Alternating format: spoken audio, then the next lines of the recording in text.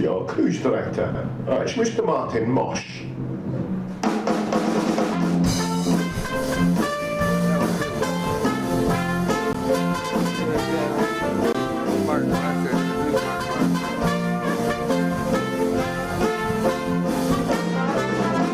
Good evening, folks. How you doing? Are you well? Yeah. Are you ready to head to the sunshine? Yes. God, let's all fix there when we get there. That's true. Now, as you just heard there, my name is Martin. I'm going to be your cruise director, and that means my job is to be in charge of all the entertainment on board, to keep you entertained during our days at sea, which we've got two, of course, as we head down towards Cadiz. And you may notice, as you walk around the ship, there's a lot of accents around the ship, not only just with the crew members, but your fellow guests as well. Have you noticed that? Yeah, a few different accents. You may notice I've got a bit of an accent. I'm from Wigan. Do we have anybody else from Wigan? They're not admitting it in public, are they? There's only me that have to do that. We've got a few from the UK though, right? There's over almost 1,900 of you. Can we hear the Brits? Yeah! Good on you. And we've got a few from America actually, 155 from the US. Anybody from the US? Yeah! You're keeping it up, sir, then, eh? We are. We've got about 50 people from Canada. You don't sound like 50, man. Because you will need to plan your day. Even though you're on holiday, you need to plan your day so you make enough room for eating. Let's face it, folks, you have joined an eating marathon. Dining is available 24 hours a day, and people last cruise managed it for 2 weeks. The key is, you did walk up the gangway today as passengers. We will probably lift you off as cargo in 2 weeks. Great opportunity to enjoy some fabulous food on board the ship, and cruising is definitely about enjoying food. I think, personally, we've got a great itinerary ahead of us. We're going down to the sunshine. We've got some very interesting ports. We've called Barcelona, Rome. You're going to head, I'm sure, a lot of you to Florence and Pisa as we stop off in Livorno. We've got Monte Carlo, a beautiful capital of Monaco. So a great itinerary ahead of us. So we've got great food, superb entertainment. We've got great ports of call. But there are other key things I think cruising is about, because I think cruising is about meeting new people. I think cruising is about dining with new people. And I think cruising is about sleeping with a clear conscience. So I'm going to encourage you to get around the ship, get to know your fellow guests, have fun with them, because it is a great party atmosphere if you're in the right spirit and willing to enjoy it with us. Now, a couple of other things I wanted to tell you about, as I'm sure you're going to get to find your way around the ship. It normally takes, well, about 14 days. And after that, then you just about know your way and you get to go home. Has anybody refound their cabin? They got the beginning originally. Have you managed to find your way back there yet? You have, good. Because the key places to find are where all the entertainment takes place, and the live music and the bars. For the most part, they're on deck 7, which is once you go up the top, back up the theatre, that deck go all the way to the aft. That's where most of the entertainment is. Halfway along, as you get to the main atrium area, if you go downstairs 2 decks, there you've got the purser's desk on one side, the shore excursions desk on the other side, and the explorer's lounge that you can go and enjoy a coffee at in the morning or a drink in the evening. Going back up the stairs, going 1 deck above the atrium, on this deck. You come up to deck 8. Up there we've got the casino, and we also have our pizzeria where you can go and enjoy pizza in the evening. And going back down the stairs on deck 7, carrying on towards the aft of the ship, you'll walk past the disco on the right hand side. On the left hand side, our cigar bar, the Premier Crew Bar, through the photo gallery and back towards the Vista Lounge, which is our other show lounge. So don't forget to check your Princess Patter so you can see which show is the one that you want to go to on any one evening. The other places I'm sure you're going to get to during the cruise once we get to the sunshine is up on deck 12, the Riviera deck 12. That's where we've got the big screen. I'm so some of you have already seen that. Did anybody get a chance to see the early football match today? We have got the Premier League football. There will be 2 matches on that big screen tomorrow for football fans. Tomorrow we've got Chelsea, I think, playing Portsmouth. 0. And well, folks, I appreciate you've all arrived here today and you've had a long travel and you probably just want to go and maybe have a drink in one of the bars or have a little explore around the ship. We hope you enjoy your time on board the ship. From me, your cruise director Martin, and everybody in the entertainment department, once again, welcome aboard. Enjoy your time with us here on board. So once again, welcome aboard to you all. We're just about ready to complete the last of our pre-departure checks and shortly we disconnect our final game. It's already with the boarding lines. And then we cast the ship off the berth. It's quite a fresh wind pushing us to the dock, so we will have to move sideways quite a bit on the other side of the channel. Then we will start to hit down the council speed. We'll be turning then south and following the flow here out around the flat and into the shore, which is the stretch of water between the Isle of Wight and mainland region. We'll go to Palo here in Southampton, which is embarking just around 7 p.m. That's a bit of the night tower, which will mark our transition from the Solent into the English Channel. We then set our cruise speed towards Cadiz, and throughout the evening we will cross the busy shipping lanes of the English Channel. Well, once again, ladies and gentlemen, welcome aboard. We just have a break close, we should be finishing the next 5 minutes or so. We should enjoy this first day aboard the Secret Sets. Thank you. So, ladies and gentlemen, as you just heard from the captain, we are going to be letting go our lines in around about 5 minutes' time. Are you ready to go to the Mediterranean and get some sun? Well, good evening, ladies and gentlemen. This is Martin, your cruise director. I'd like to take the opportunity to, of course, welcome you aboard and invite you to go out on deck 12. On the ships, as we set sail from Southampton on towards the sunshine on the Mediterranean. During the cruise activity, stand off there, our tropical band Opus, and enjoy a drink of the day as we sail from Southampton and head, as I say, off to the sunshine. Once again, ladies and gentlemen, welcome aboard. We look forward to meeting you throughout the cruise as we provide you some fabulous entertainment. Thank you. Thank you very much, Mr. Cruise Director. So as you heard, we're heading to the sunshine, we're heading to the Mediterranean in just a couple of minutes' time. Get yourselves down here on the dance floor because we are very lucky to have the best band on the 7 seas, and they are here to party it up for you. So feel free to come and join us now on the dance floor as we reintroduce you to our band, the best band. It's Opus! Thank you so very much. Let's take you way back in time, yeah. Come on. Oh yeah. Out there.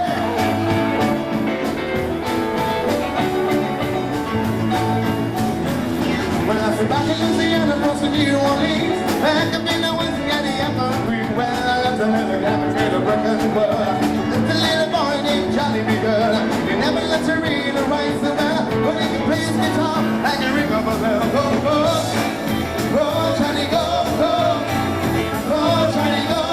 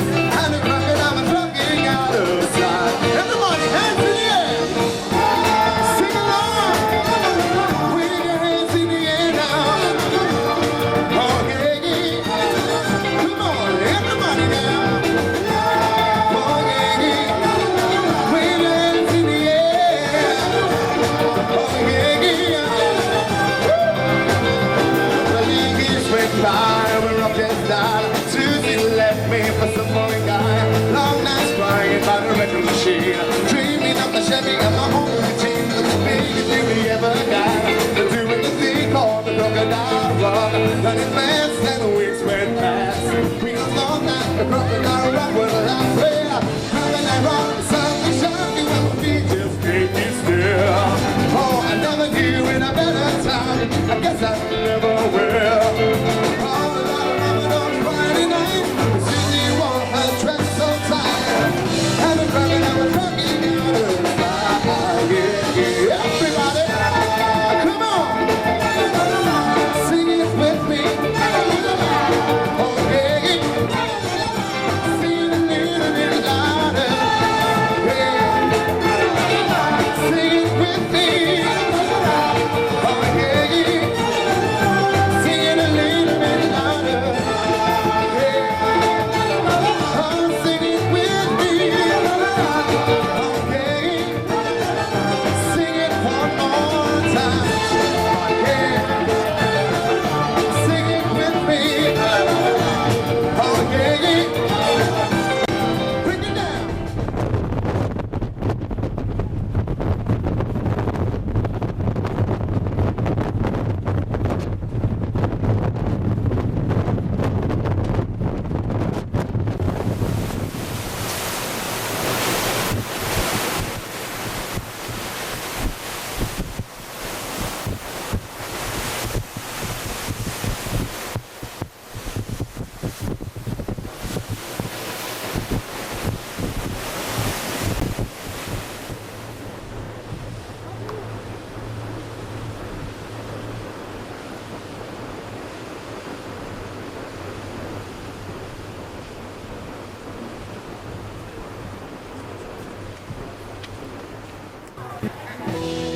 Oh, thank you so very much.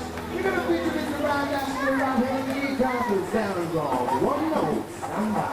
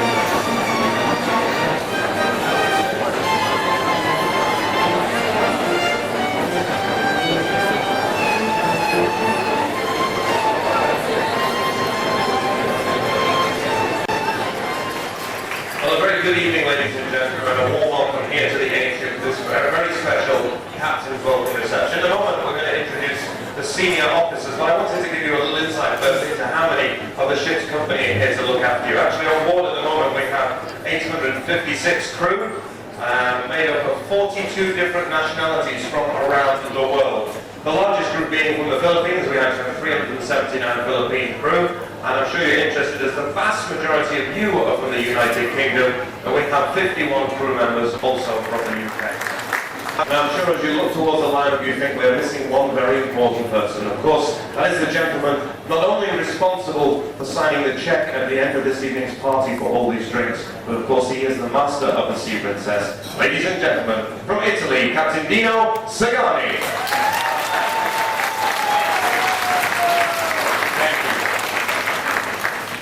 Thank you, boys and girls. You can all go back to work now. Thank you.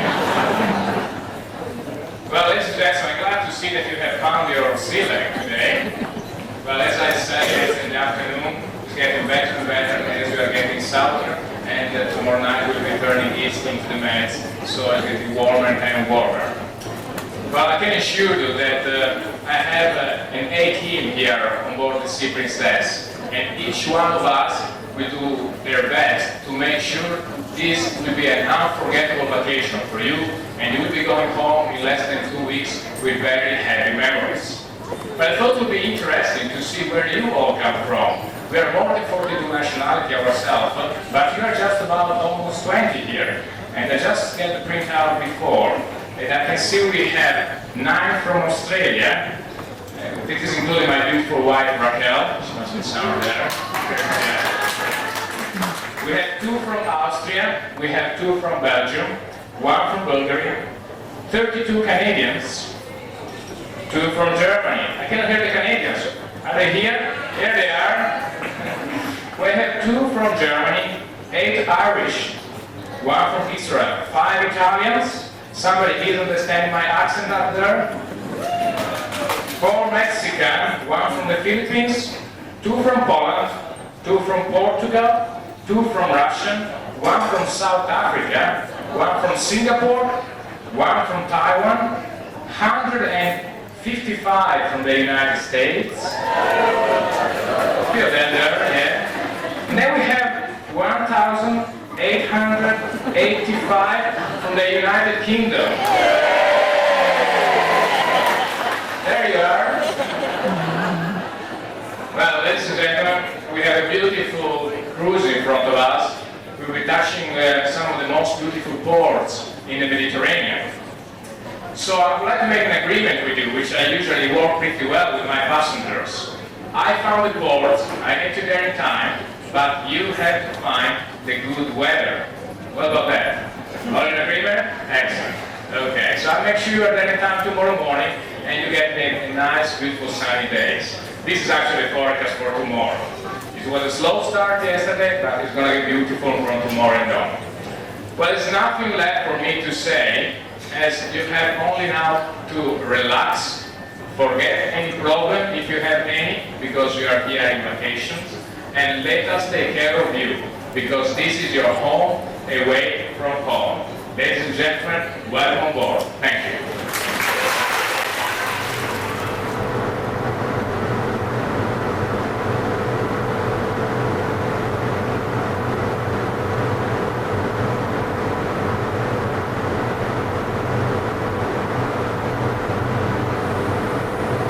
Okay, tomorrow we're going to be in our first port of call. Not a day at sea. You can go and stand on dry land. It's exciting, isn't it? We're going to be in Cadiz around 8 o'clock in the morning, and you can go ashore any time after we've docked. It's a bit sloppy if you go before, there's a lot of paperwork, so don't mind. It's nice and easy to get into town, and it's actually, I understand, the oldest western town there is, Cadiz, believe it or not, so go and enjoy a little bit of Cadiz. It really is a fun little place.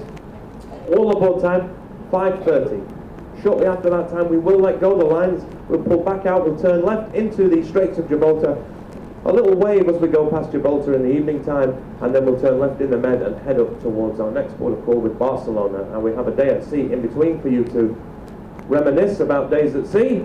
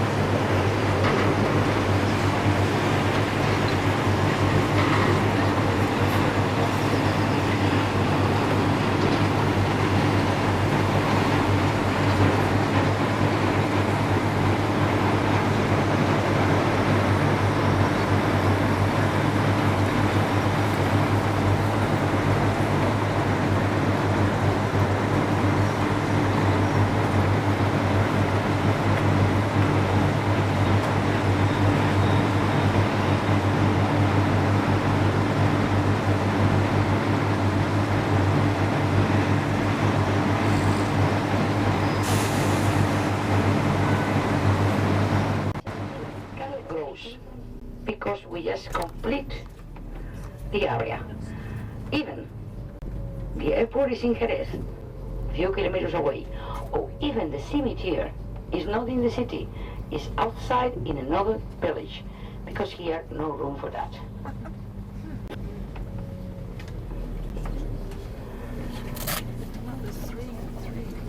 Is for your cruise, please.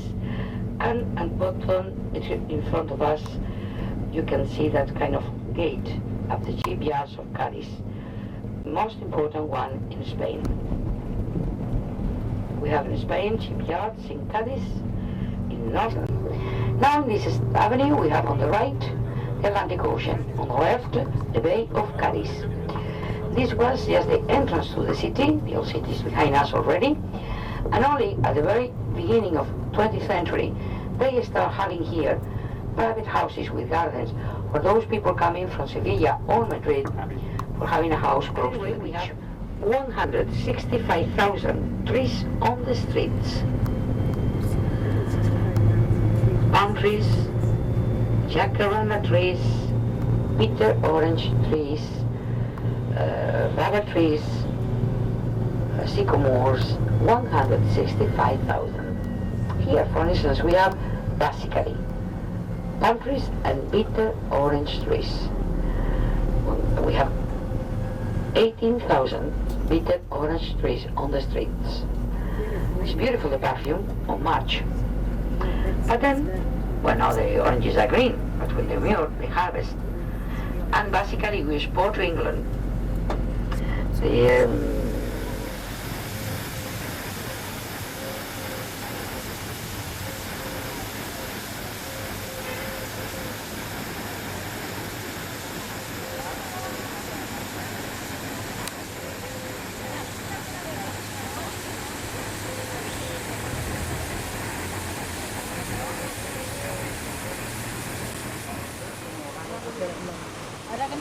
Ahora no está puesta para mirar, ¿eh?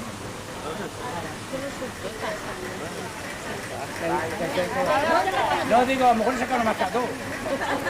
No me gustan las salsas.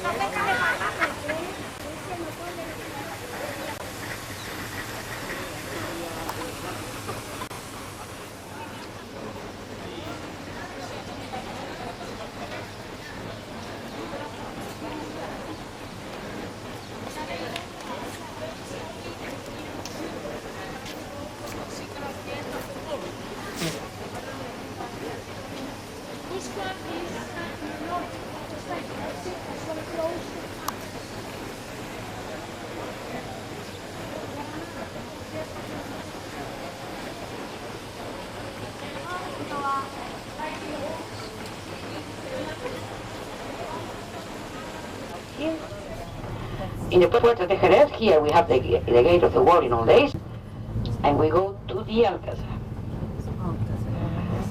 Remember, from now till 1, we are going to be through here, through the palace, through the Alcazar, of course working, because 1,000 years ago they forget to place street for buses inside the cathedral. And you follow me, please.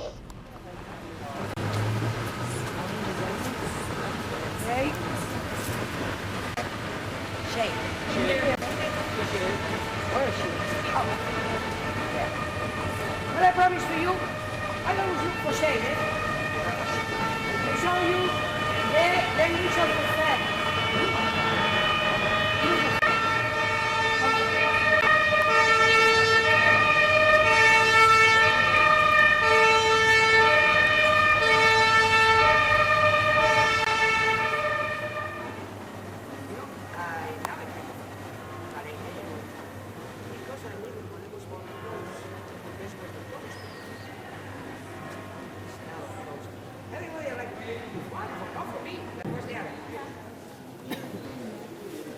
This house, it is like our houses. That house that has a patio. And most of the people think that comes from modern houses. That come from Roman houses. Romans, like we continue doing today, the rooms close to the streets are shops and not connected with the house. For the reason They need light inside the house, and they open the patio. And they use it, the center of the patio, for a fountain, where they keep the water from the rain. For that reason, Romans name it impluvium. Pluvia is rain. Muslims have the same house. It's like the shelf. See the shelf over. The shelf all over the Mediterranean, from south, means light. You have seen the painting.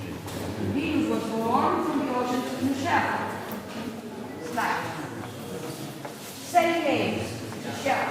This is when you go to the Christian light. And in the southern part of the Mediterranean, it's the second year light. The city cannot look at that.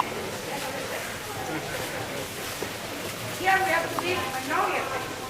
As a father, 450 years, that's very important.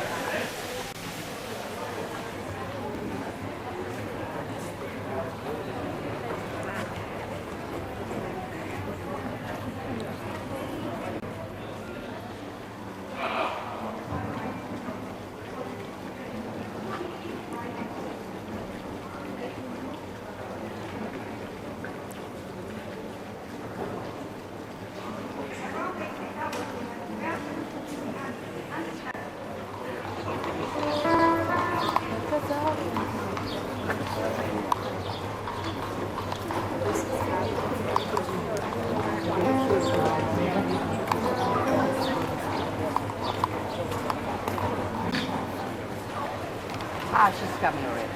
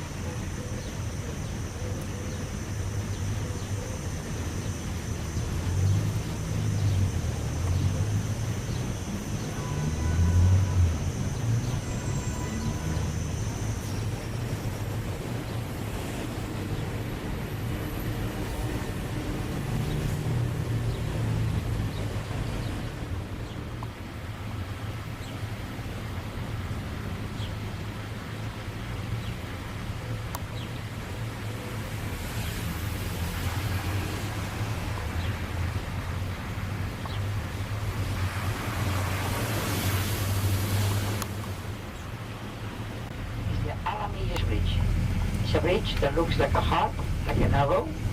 In this moment it's going to be on the right side for us. Every exhibition, big exhibition, has one on London Crystal Palace, on Paris Eiffel Tower, or here on your right, Alameda's Bridge. Also on the right we have a that building that was the pavilion that we made for the South American countries. Today's School of Engineers was built by the Seville University. Of course, imagine the prices. It's around 9,000 US dollars. There, she was born here. She was living here. And when she died, the civilians placed here her statue riding a horse close to the bull ring.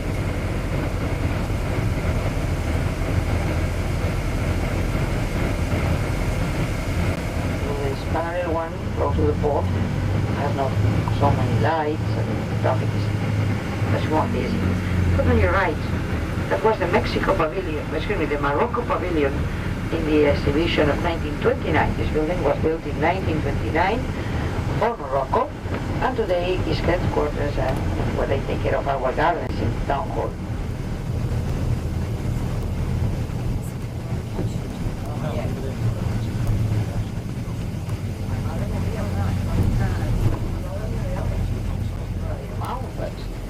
Is that in most of the cases, this with the line, go to the restaurants in the area.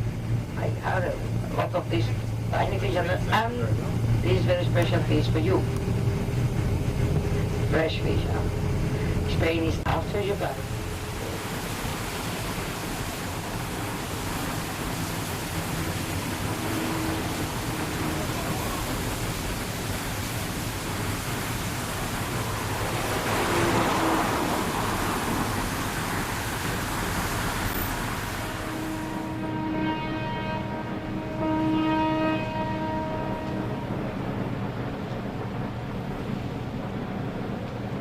A little over an hour before we let the lines and sail out through the Straits of Gibraltar and into the Mediterranean.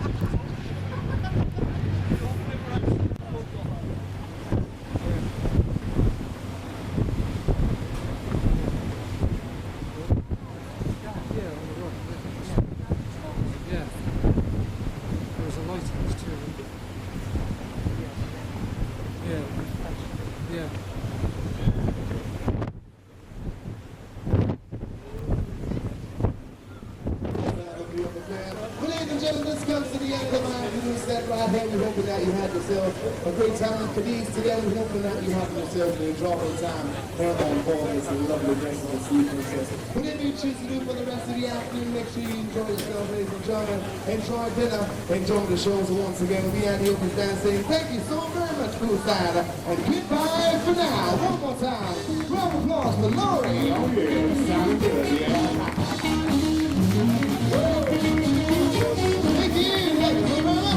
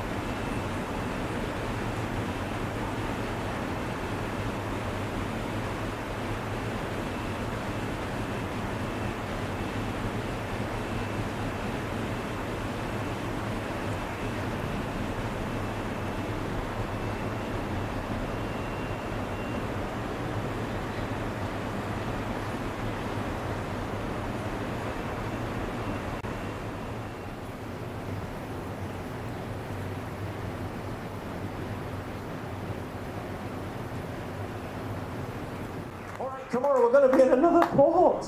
Can't you wait, eh? 7 o'clock alongside in Barcelona. Will you be up for that? Yes. Lovely. If you're not going to get up for that and you want to see the sailing, because there's a nice little sailing to Barcelona with the hills in the background, it's dead simple. Just go up for the sail out and video record it and then play it in reverse. It would have looked something like that.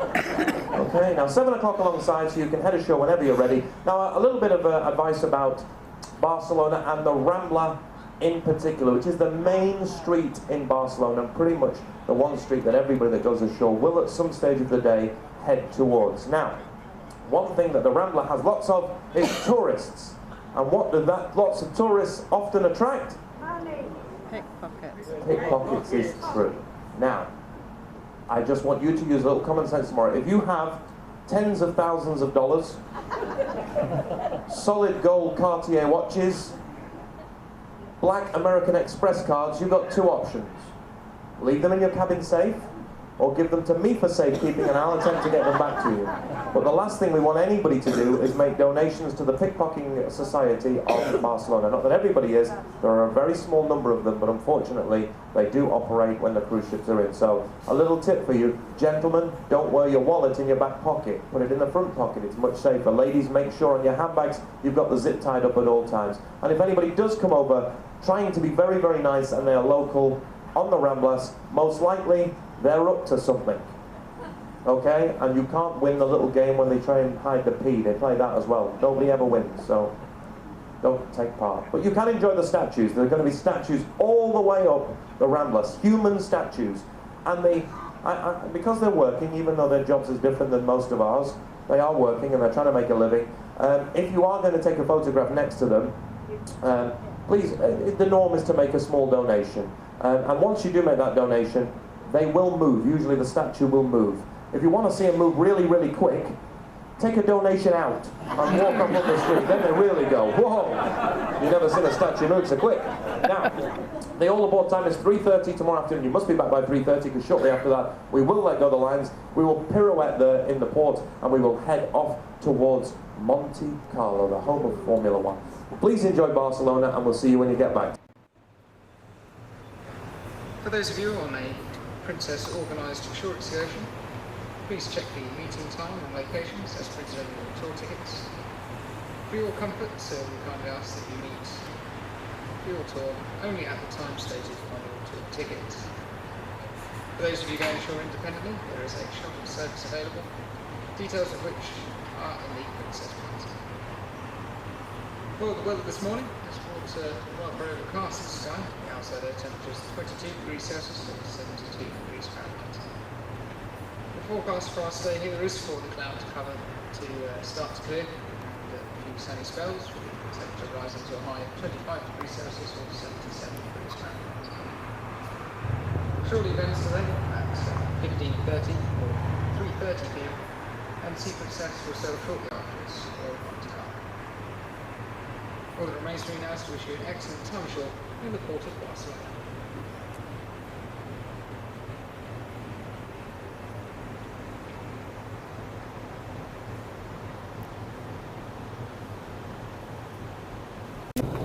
Good morning. Buenos días. Welcome to Barcelona and welcome to this tour to Monserrat, where we'll be arriving more or less in 1 hour from now, so like at 10:30. And well, and now we will leave the city, but first let's take a look at today. There are lots of cruise ships in Barcelona. So there are around 7 cruise ships today in Barcelona. Today is one of those busy days here at the port. On the right, we can take a look of the city a little bit as we cross this bridge. There is the tower there on the right. That tower is for the cable car. It's a panoramic cable car. Also on your right there is that ship, cruise ship, and behind that's the World Trade Center, that white and round building. Okay, so now we are getting in this area of mountains. This is the natural park of Monserrat. It's a protected area. These mountains, as you will see, they are located between the river that we have seen before. Llobregat River is down on the right. So we have been following this river all the way, and once we are at the top, from up there, we will also see the river down there on the right, and this road we will see because today is quite clear. So from the top we will see this area. This river, as I was saying before, was important for the development of the industry. Look on the right, a very special town too. This is a very old village. You see the kind of roofs, the tiles, because here in winter it's cold, it even snows, so that's what the roof are like. And this village, it's called Monistrol. It's here at the foot of the mountain, just here at the bottom of the mountain, and by the Llobregat River. In fact, there is a bridge crossing to the other side. Monistrol. Typical from here are the cheese. If you like cheese, don't worry, because at the top you will see lots of locals selling different kind of cheese. Cow, goat, sheep, different cheeses. There is a very famous cheese. It's not the best one, but it's a very, very famous. It's called matto. Matto is a soft cow cheese, and we eat it mixed with honey. Matto con miel. Matto with honey. It's a very famous dessert here in this area. They sell small portions. If you like to taste it, you will have free time to.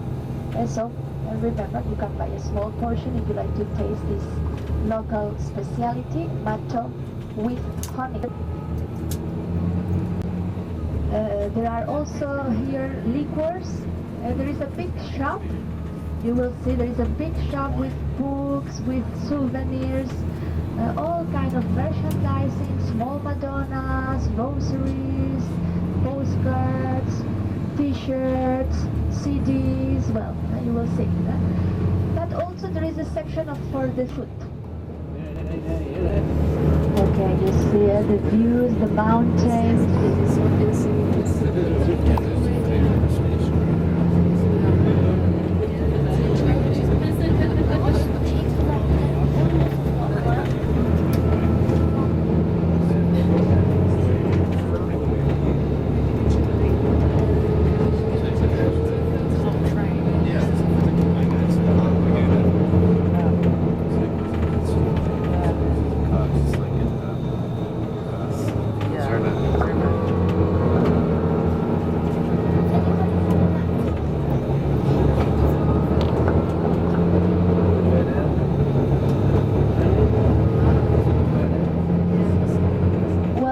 As we go higher, you will see, or you can already see that it's more cloudy. There are some clouds up here. This is it's a microclimate here. It's quite common that at the top there is these clouds. Okay, I hope you are not scared of height. Look down on the left.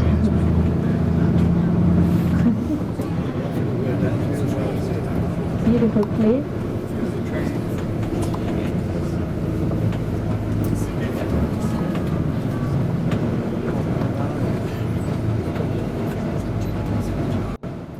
Montserrat, I told you it's inhabited. There are around 80 Benedictine monks. It's a Benedictine monastery. You know, the Benedictine is a religious order that was founded by Saint Benedict in Italy, Monte Cassino, in the 4th century. Their main rule was the ora et labora, pray and work. It takes 45 minutes to go there. There is another path going to that cross. You see the cross, you see also a small church. That path, it's closer. Normally, I've done it in 25 minutes. But then that path goes all around the mountain. So, in fact, there are lots of different paths. The funicular, I tell you, I will show you later because it's a funicular that goes up. It goes up there. So I will show you. This building here, this is the school and where the boys live. It's for the boys of La Escolania, the choir school. Also there, where there are the trees, that's the gardens for the monks. And also there, where there are the cypress there, that is a cemetery.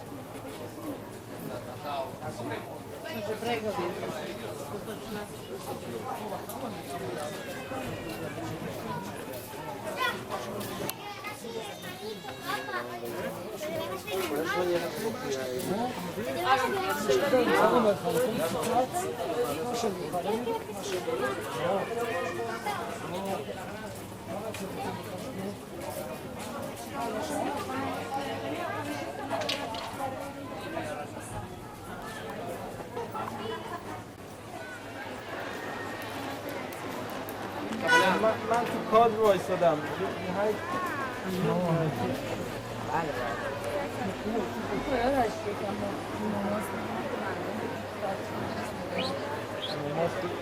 بغل ایشون وایسی درست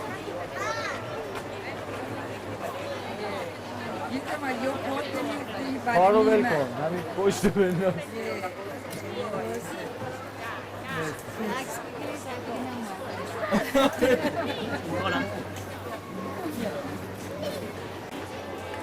Just in time to listen to the bells.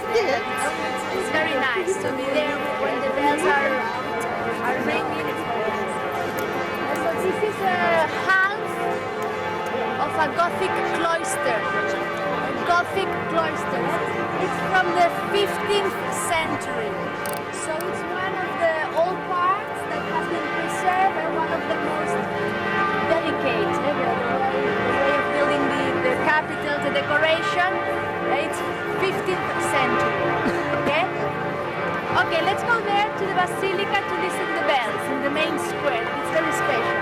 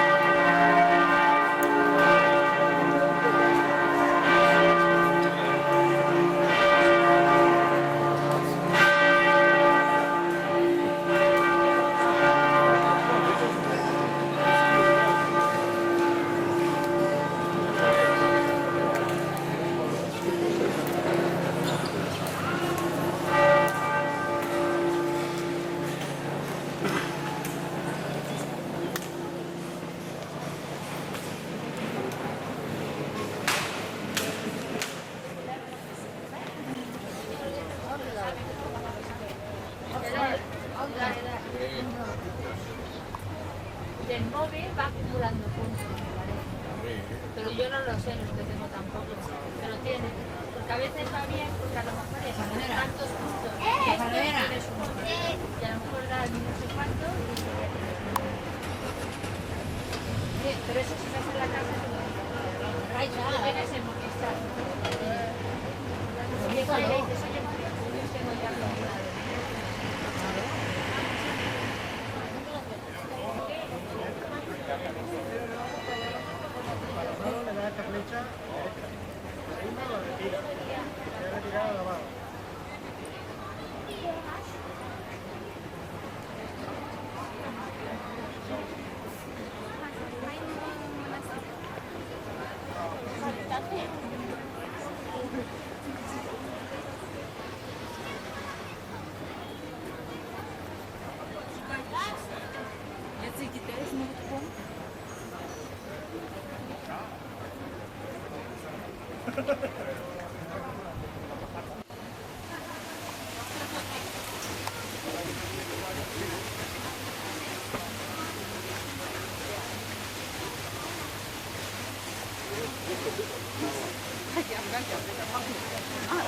So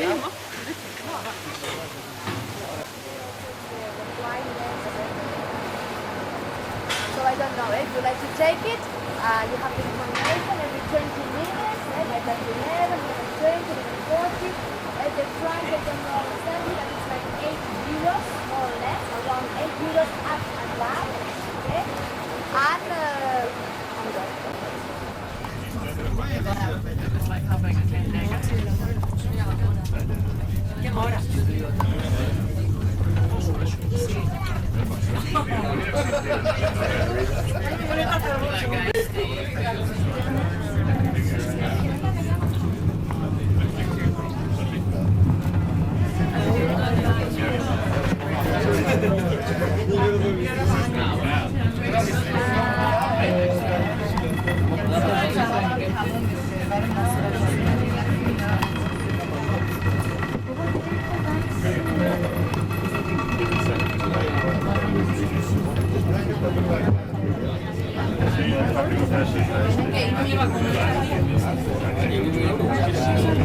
porque mira, ayer un poquito de eso,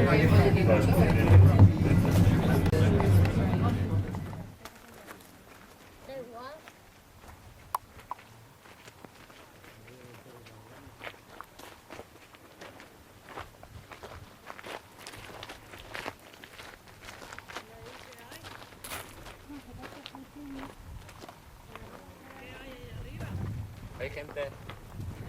Hay Hueva. gente.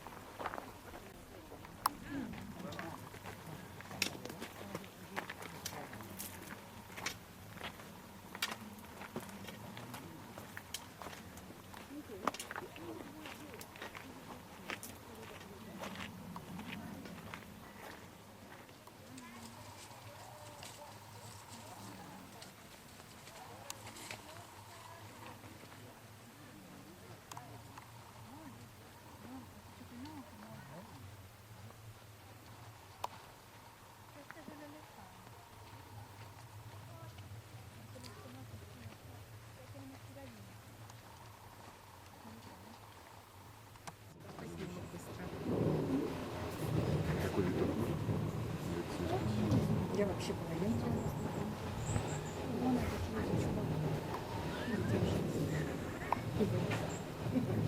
Сидят. Сидят.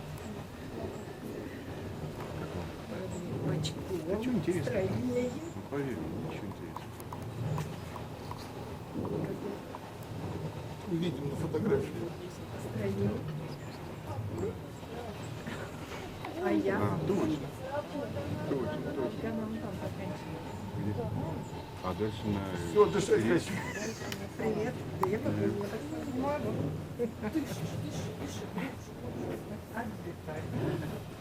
Ребята, что стоит?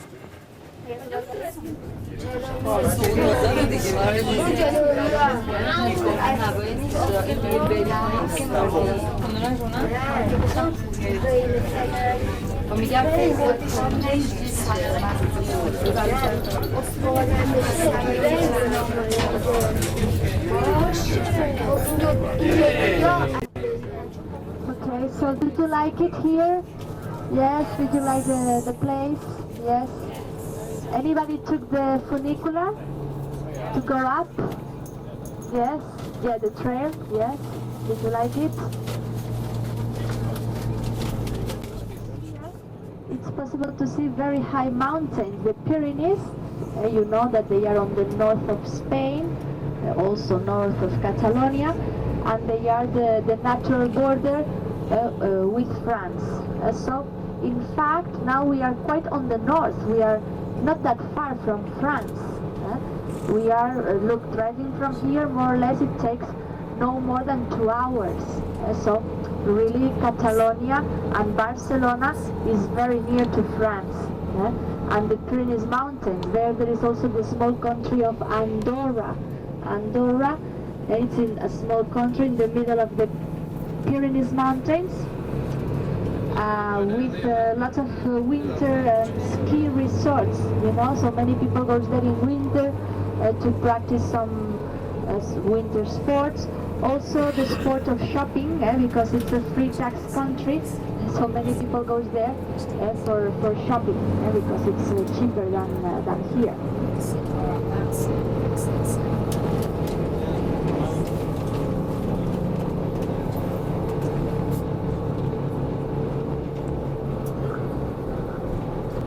You see? Yeah, with the triangle hole there. You see? Yeah. And that's it's there, the camel. It's one of the many shapes. There on the right. As we'll be arriving around 2, that means that the ones who like to go to La Rambla a little bit, that means that you have an hour, no more, okay? We are also very near to a monument, or another symbol of Barcelona, that is the Christopher Columbus monument. You will see a column, and at the top there is a statue of a man. That man is Christopher Columbus. He's there pointing with his finger to the sea. And well, it's a monument that is a symbol, and it's located at the beginning of La Rambla, also our most famous and crowded street, La Rambla. Inside that column there is a lift. There is a lift that goes up to the top, where there is a panoramic view. That monument is dating from the year 1888. If you've been in Barcelona before, I'm sure you remember La Rambla, always full of mimes. It's a tradition. You know the mimes, human people there standing without moving, like human statues. It's a tradition, always mine. Some of them are really professional.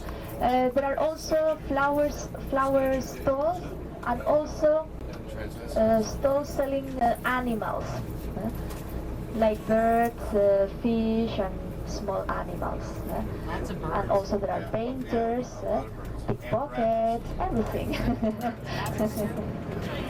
It's a very busy area, lots of restaurants, souvenir shops. And it's like like a show to see lots of different kind of people, national people from different countries. It's very interesting.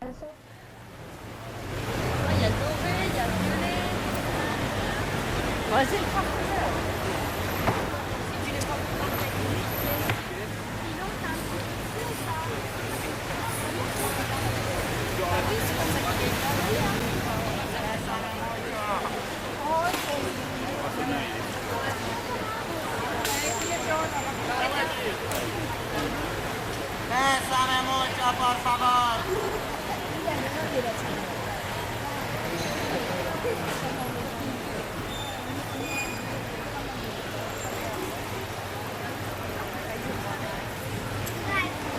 Hola.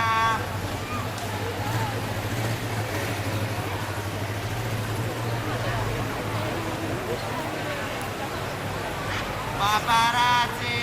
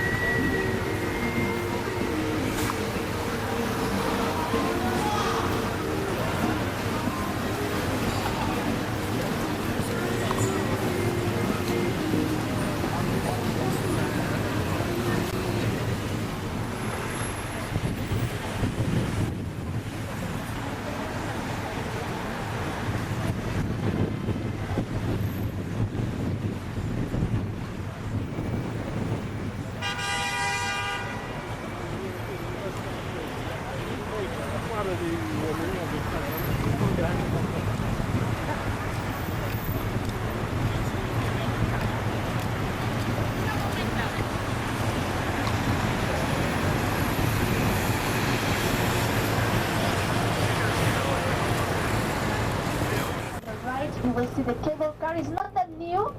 It's working since 1932. So, but it didn't have too many accidents, just a few ones.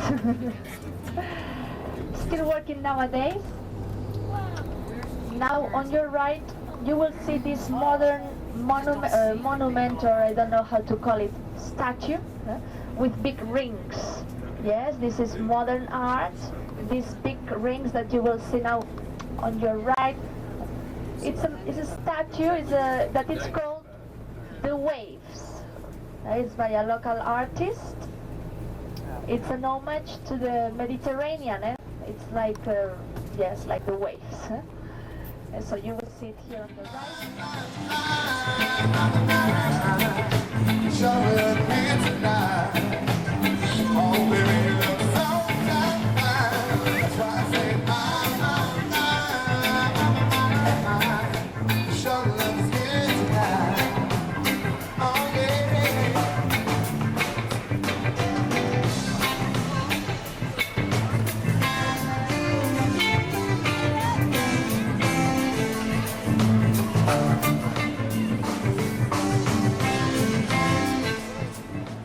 Of our mooring line, thrust off the berth, and then proceeding out of the port. Once then we'll have disembarked the local pilot, we'll proceed out of the breakwater and then set a series of northeasterly course towards our next port of call, Monte Carlo. As soon as we arrive tomorrow morning, we have to pick up the local official, and as soon as then we will get the clearance granted from them, we will be ready to tender you ashore. And of course, announcement will be made as soon as we are ready for that. Weather forecast for tomorrow is pretty similar to today. It is partly cloudy to sunny, with more or less the same temperature. Well, all that remains for me to say is I hope you have an enjoyable and relaxing afternoon and evening on board the Sea Princess. Thank you.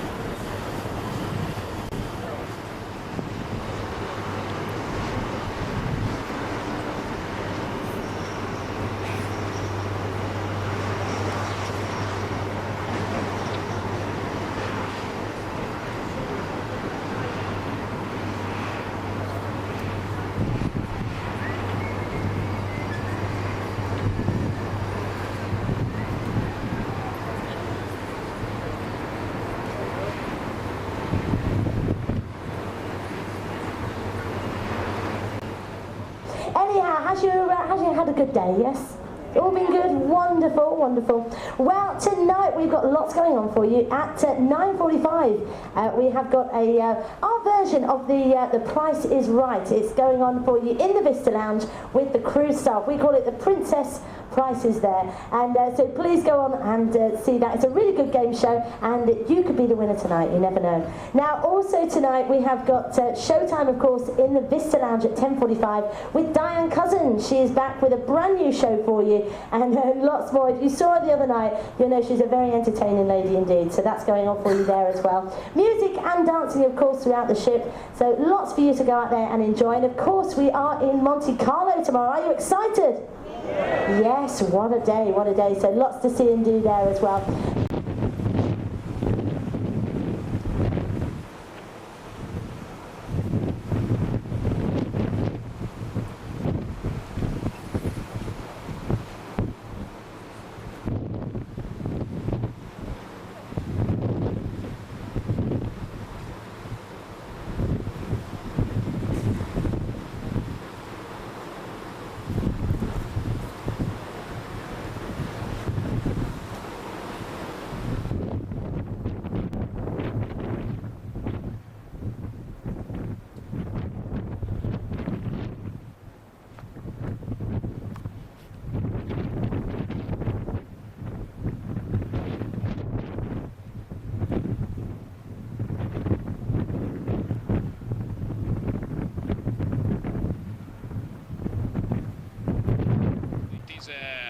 is an anchor port. We're going to be letting go our anchor just off the harbour of Monte Carlo, and I will do my best to make sure that the assigned anchorage from the Port Authority will be the closest one to the marina, in order for you to get a short trip ashore with a tender.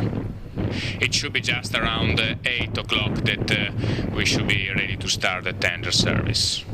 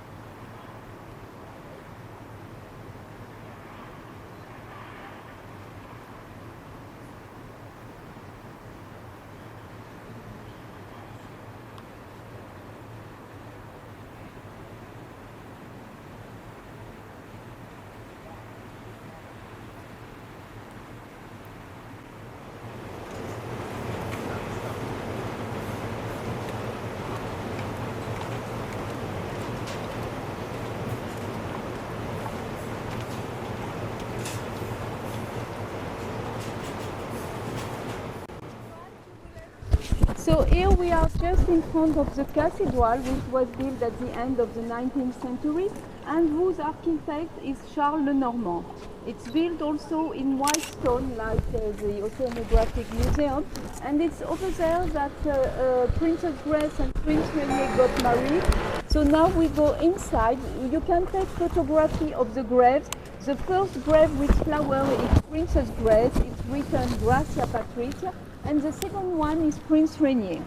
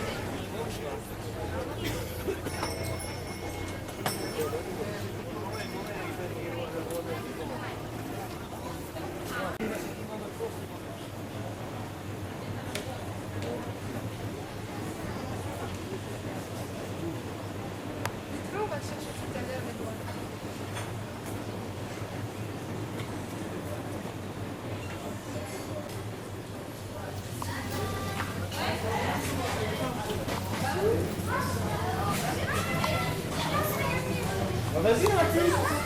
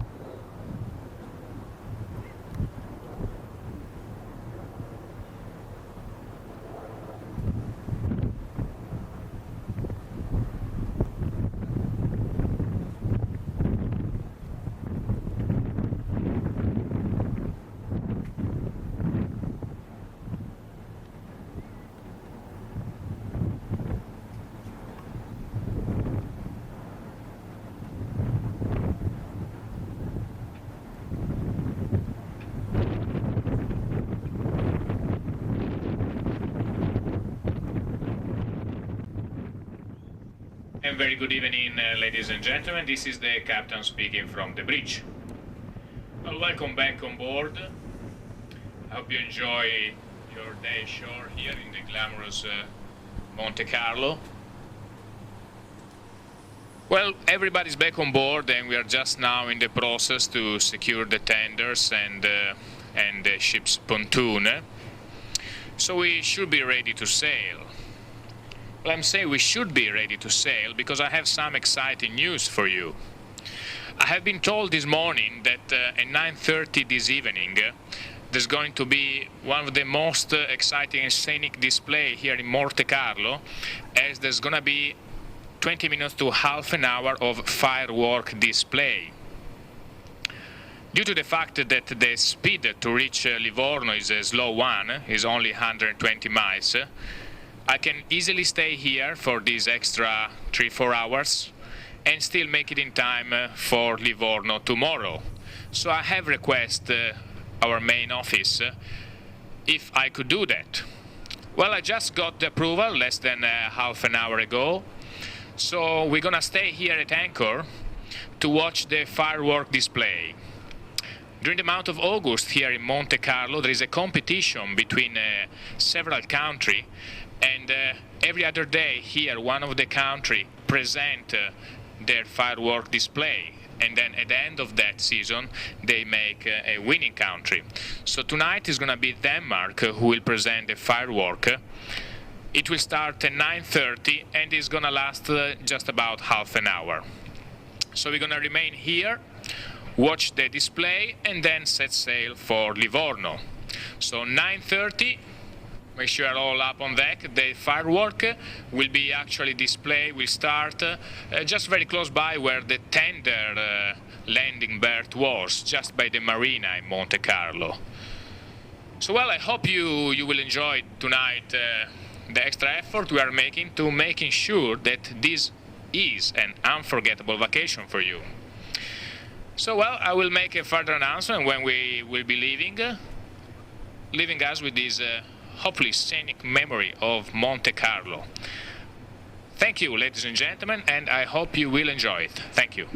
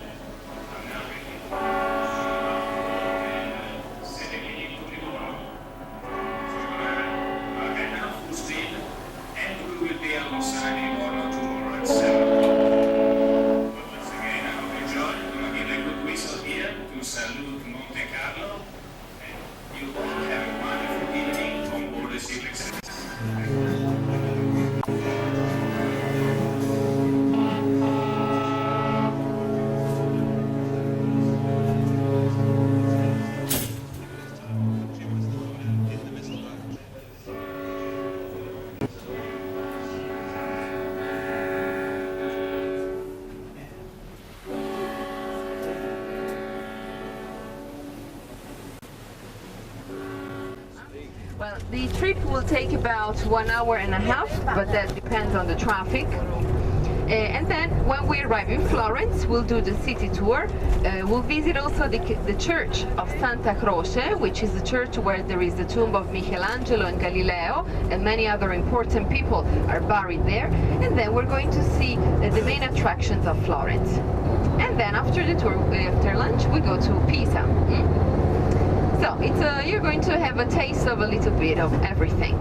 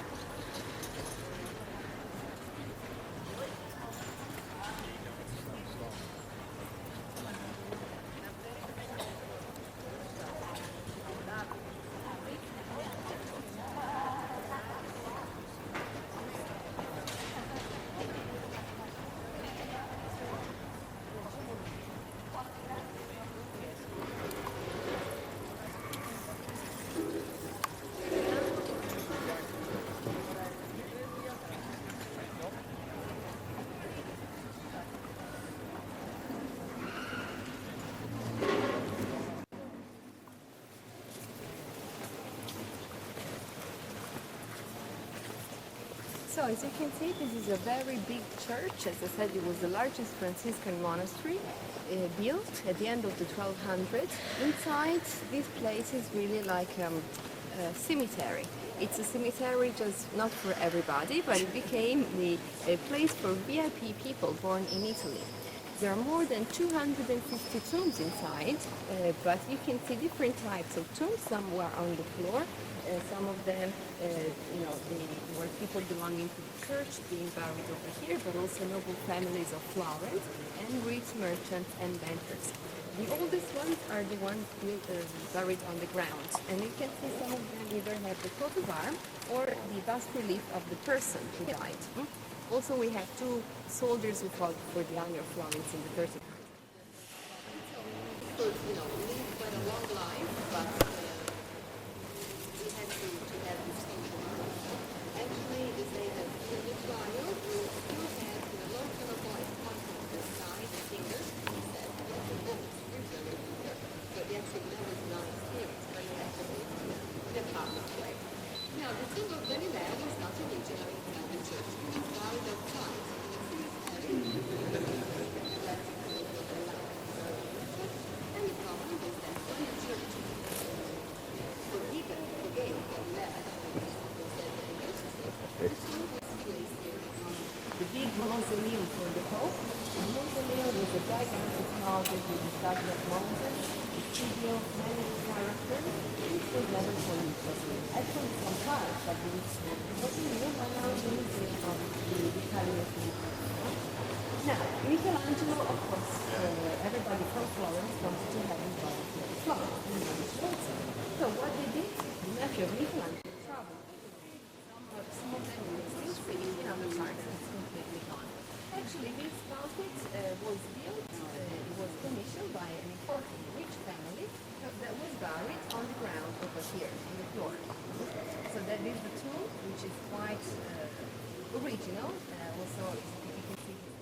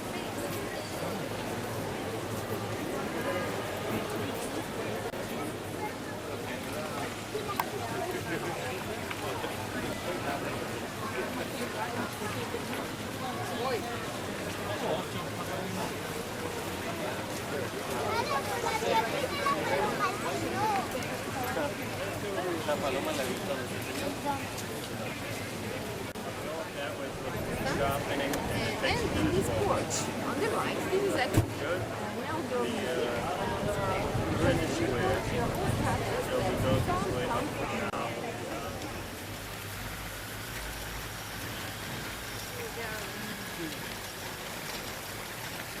No, è un posto molto.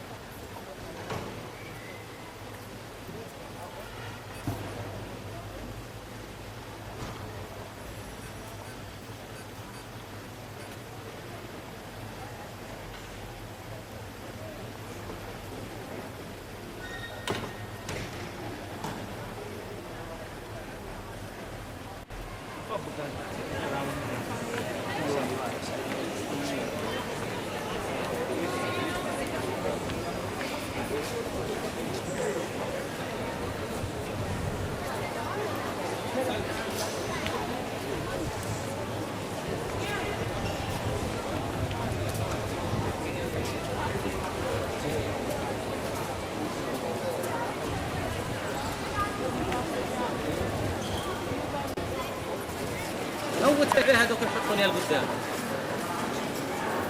كاربون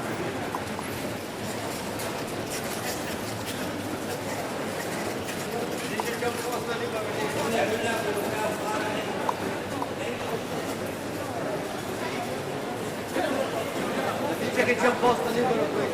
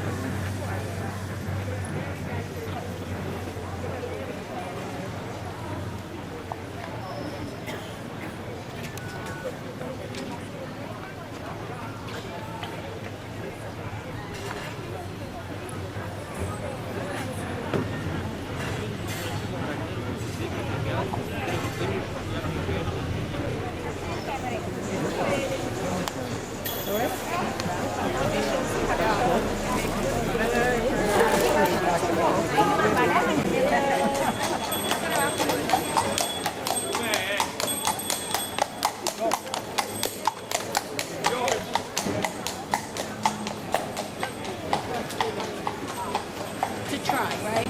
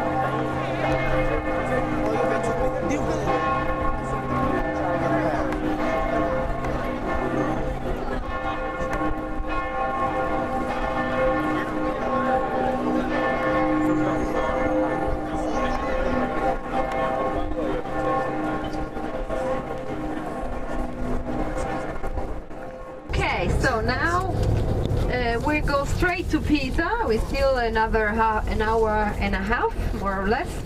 So in Pisa, we don't only have the Leaning Tower as the leaning building. The cathedral leans to a little bit, so does the baptistry, and we also have other leaning buildings and bell towers in the city.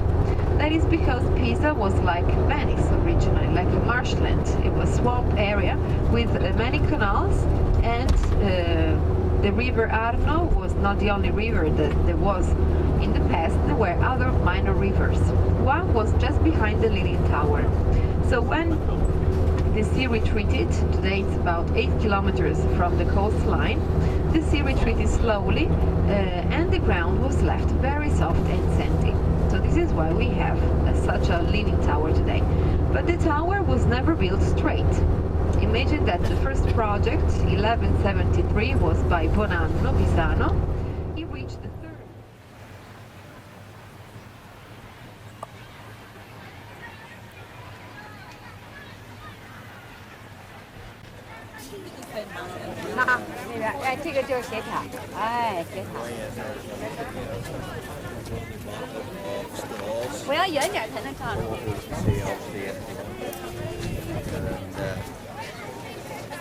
This is the afternoon session. There are thousands of people.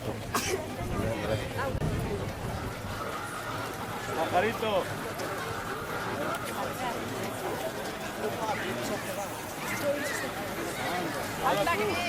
Ahora tú.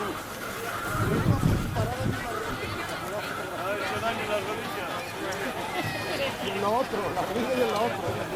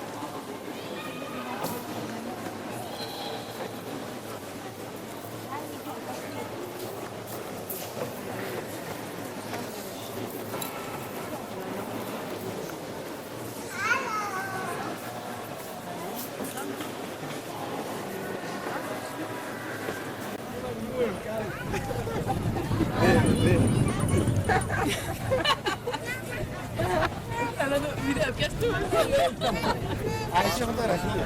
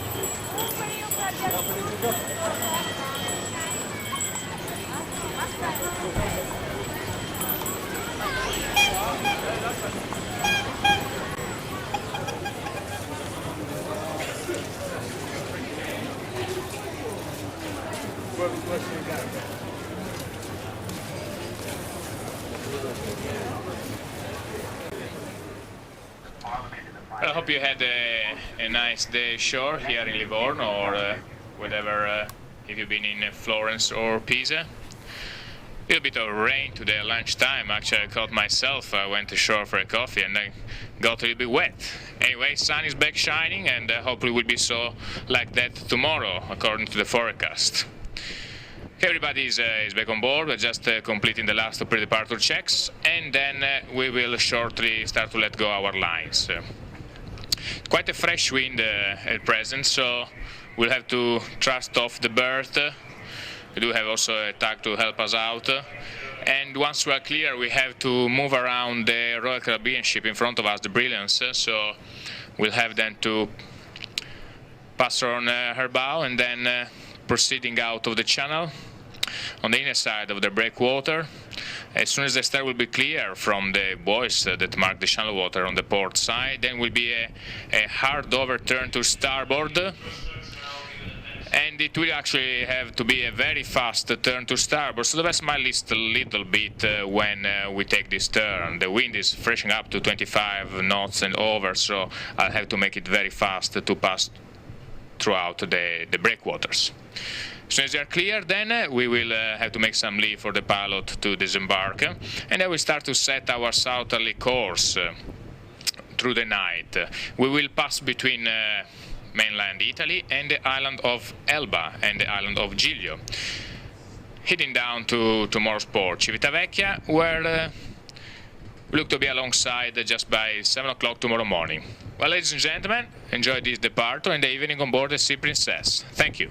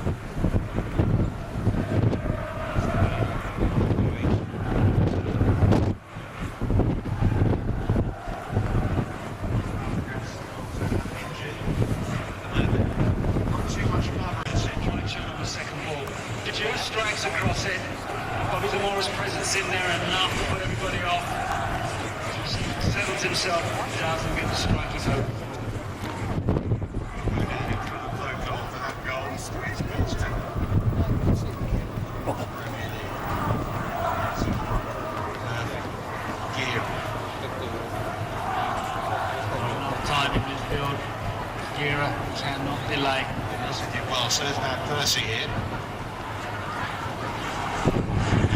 We'll find a white shirt. That's a terrific pass. Stroll is in an offside position. I think that's the pass you want if you're Roy Hodgson with Andrew Johnson on the end. The play up to Zamora, the focal point, the lay-off, and then the third man is running into space in between defenders. That's the pass to Johnson. It's hopefully free to spot inside. It's been a pretty tight quarter of an hour, hasn't it, so far? Nielsen, the Mayor. As far as gear, this is Cali. Murphy. Zamora. Referee tried to play advantage. Zamora's legs taken away, challenge from behind. But again, it's the focal thing that Pullman tried to construct.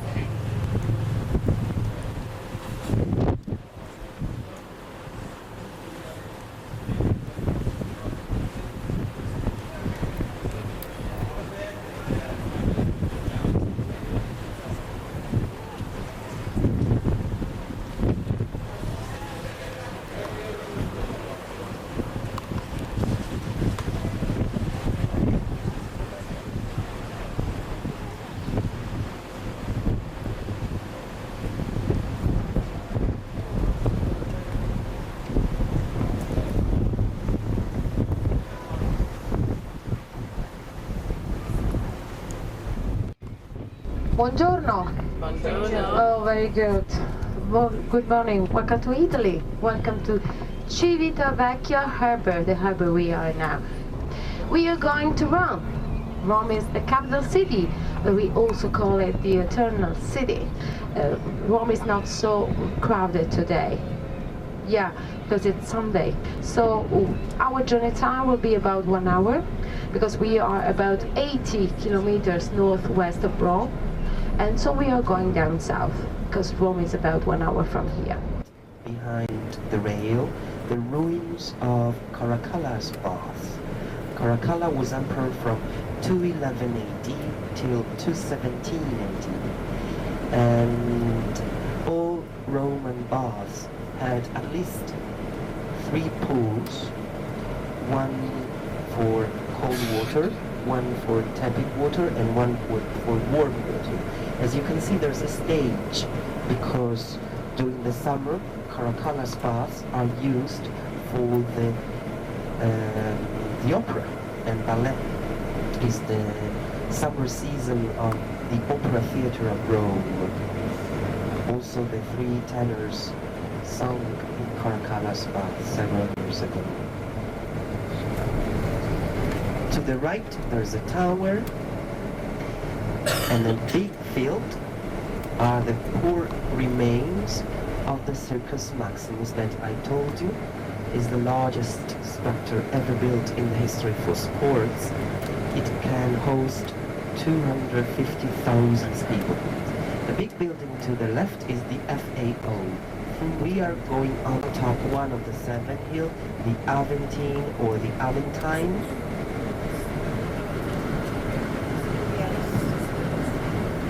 We can see better from here the remains of the imperial palaces on top the Palatine Hill to the right. And always to the right we can see the top of a white building with a girl with wings. Now we can see both 2 girls with wings in a quadriga, a chariot with 4 horses. That one is the Vittoriano, Vittoriano, Vittoriano, the monument to the first king of Italy. And we can see also, and now we can see the Vittoriano, started in 1889 by Umbert I, was inaugurated in 1911. It is the only official building of Rome with 2 Italian flags, instead 1 Italian and 1 European Union flag. Constantine or Constantine Arch of Triumph that was built between 312 AD, 315 AD is the last Arch of Triumph built in Rome, because after living 14 years in Rome, the Emperor Constantine left Rome for Constantinople. To the left, the Colosseum, we are going to drop off. Stiamo proprio dal lato non vicino all'entrata, un po' più verso, diciamo, a sinistra dall'entrata, di fronte alla... no, verso dove sta l'entrata della metropolitana. E 1. Sì, subito immediatamente con una... The Colossus of Rome, 5 meters higher than the Colossus of Rhodes, 35 meters high.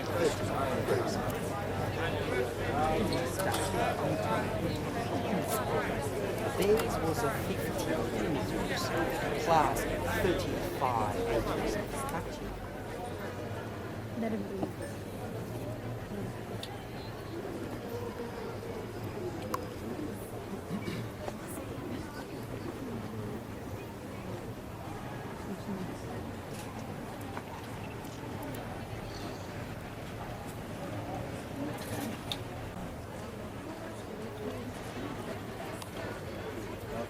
En tout cas, j'utilise bien ce système de chauffe-sondage. C'est des modules en fait. C'est un module rond et puis après tu as des barres qui sont différentes couleurs. Bon, on continue un peu sur ça.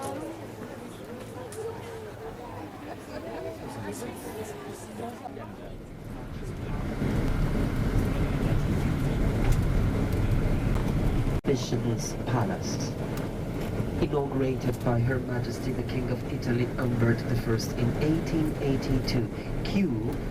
There's a big Q because it's the quadriennale. Every 4 years in the Exhibitions Palace takes place around the Middle Ages. And we can see better the Exhibitions Palace, inaugurated in 1882. It belongs to the city of Rome. Bonaparte. On top of the palace to the left, we can read Napoleon's last name, Bonaparte, because this beige building with the eagle on the facade is Bonaparte Palace, Palazzo Bonaparte, because there lived Madame Mère. It's unique because it's former papal palace, former royal palace, since 1946 is presidential palace. In the same apartments lived the popes, then the kings of Italy, and since 1946 the presidents of Italy. So it's unique. There's no other building like the Quirinale, and it's very strange that the Republic choose this square, like Republic Square.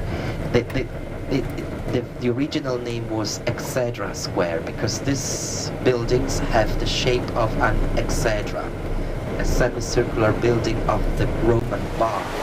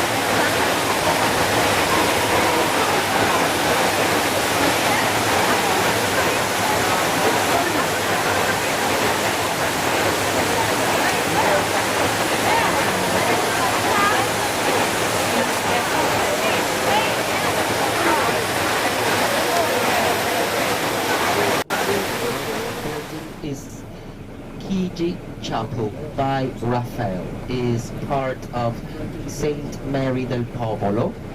People means Popolo, and this is Porta del Popolo, Popolo Gate. And through the gate we can see Piazza del Popolo, the People's Square. The name of this square is Barberini Square. Yes. Yeah, I think that I'm trying to understand. And the corridor where before is this door. This door. Hello. The Trevi Fountain is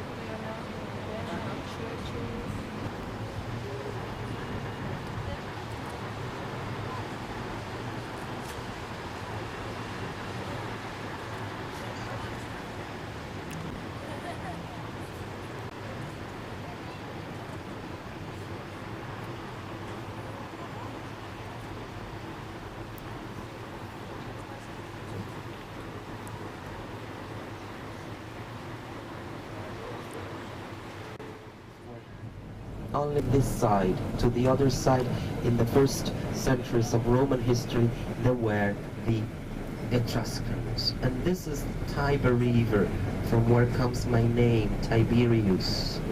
In Latin, Tiber is the river, Tiberius is my name. And straight where the antenna is, that one is already the Vatican City-State, where we are going anymore, is an independent country, the smallest in the world, the smallest ever existed, is smaller than a district. To the right, St. Peter's Basilica in the Vatican. So the area of the Vatican City-State is only 0.44 square kilometers. It means smaller than half square kilometer. The inhabitants are only 850. So it's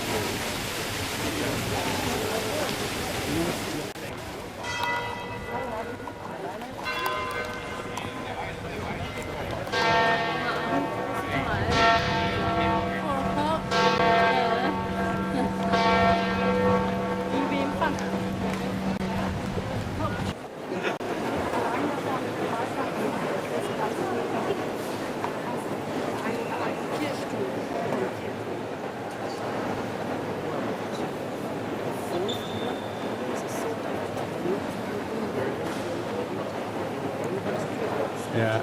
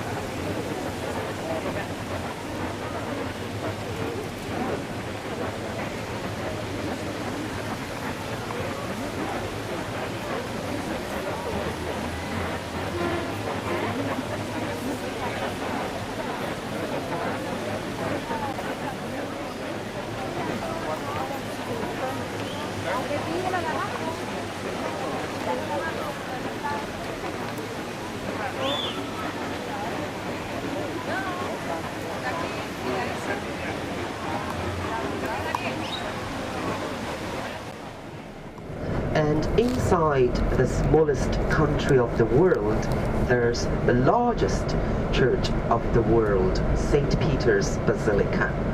Inside the Vatican city-state, there are almost 60,000 works of art, not all visible.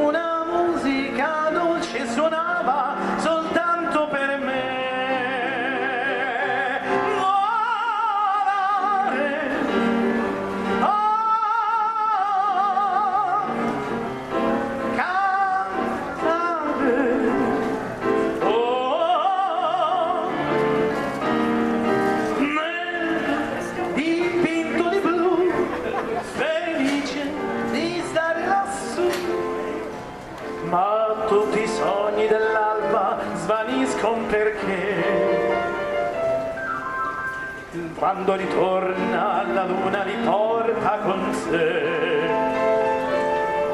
Ma io continuo a volare negli occhi tuoi belli, che sono blu come un cielo trapunto di stelle.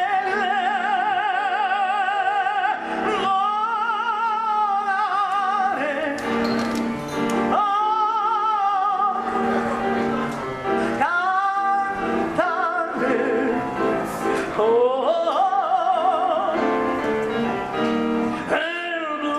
dipinto di blu, felice di stare lassù, e continuo a volare felice più in alto del sole e ancora più su, mentre il mono pian piano spariva negli occhi tuoi blu. Una musica dolce continua a suonare per me.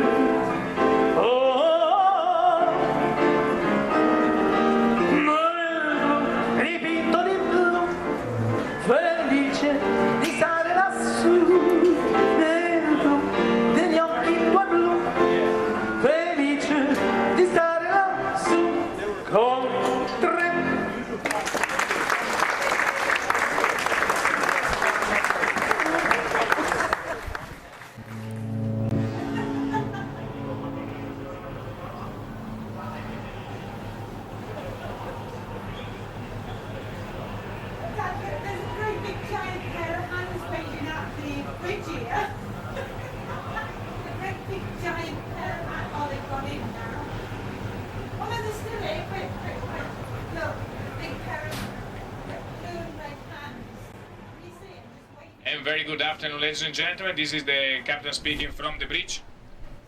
Well, the last of the 5 passengers are back on board. I was going to give them another 5 minutes and then I'll have to go because it is a fast run for tomorrow. Anyway, they're back on board and we are now just waiting for the pilot to board. And as soon as on board, we start to let go, move off the berth, and then we'll be straight ahead and then hard to port. As soon as we are outside, then we have to clear the traffic lane that mark the entrance of Civitavecchia. We will then cross the Tyrrhenian Sea towards the Straits of Bonifacio. Strait of Bonifacio is a strait that is approximately 5 miles wide and is the stretch of water which separates Corsica to the north and Sardinia to the south. We'll be transiting around 2 o'clock in the morning. If you are around then at the time, land will be visible. Well, tomorrow we'll be approaching our anchorage out of the port of Alghero early in the morning. and we will start the tender service shortly after 7 o'clock. Well, I hope you enjoy your day ashore, quite a hot day, especially for those of you who went down in Rome. But I'm sure you're back on board in your nice home with a nice fresh air conditioning. Again, tonight I'll have the staff captain driving, so once again, fasten the seatbelt as the co-pilot is driving out. Quite an interesting thing as well, just before I let you go, is it is rules here in the port of Civitavecchia that we cannot use our thrusters, the stern thrusters. This is due to the fact that the berth here, the dock is so old that using the thruster will damage the underneath part of it. So we need to have a tug to pull us out. I'm sure you've noticed even all the other ships had to use one.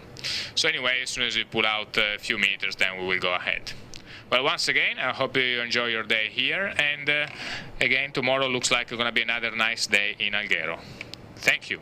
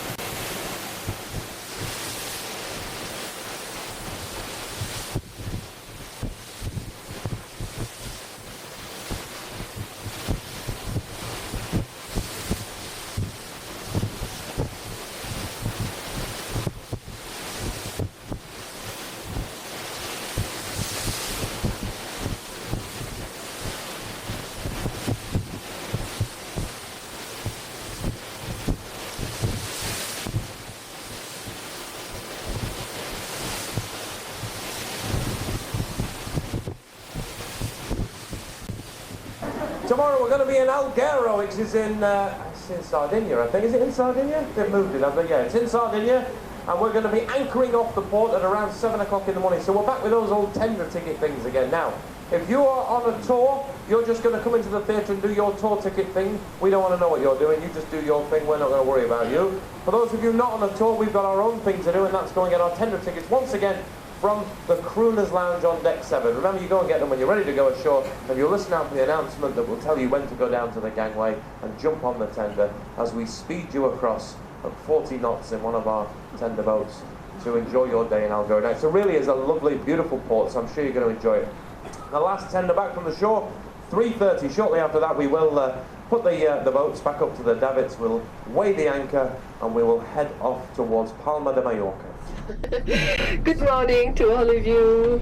My name is Janine. I was born in Paris. I'm not English. Because I'm, yes, sometimes in Italy, sometimes in France, and more of my time in Sardinia during, from springtime till autumn. Alghero, where we are now, Alghero, that the name means seaweeds, from the seaweeds we found in the bays here, and different sea vegetables we have. So in the past, the name on the 12th century, that's the date of Alghero, that starts its history, has been Algario. People here speak Catalan language, the oldest one, I mean from the time of the colonies. And till now, in the streets are written in Italian and are in Catalan. People speak Catalan, and the walled historical town is well kept, with the historical monument of Gothic Aragonese style that we have. We will see by the Church of San Francesco after the visit of the Capocaccia area of the surroundings. That is very beautiful view of the bays and small harbors and the beaches. This bay is long 60 kilometers and goes out from straight way that way on the left hand side, and is considered the biggest natural harbour of Mediterranean Sea. And in this bay has been the defeated of Genoese against the Aragonese. And now we will see a small harbour that is called Tramarillo, that was realized on the 60s, and it was a colonial agricultural prison. Anyway, the prisoners were closed here, and they have to work in the area to realize cultivations, everything. That was the kind of prison at that time. And on left side, in the small hill, you see another Spanish tower, dating back the 16th century. Nowadays, this small harbour, Tramarillo, in this area, in the old construction prison, nowadays they are realizing ecological school for young people that want to know more about the seaweeds, sea vegetation, because it's very important.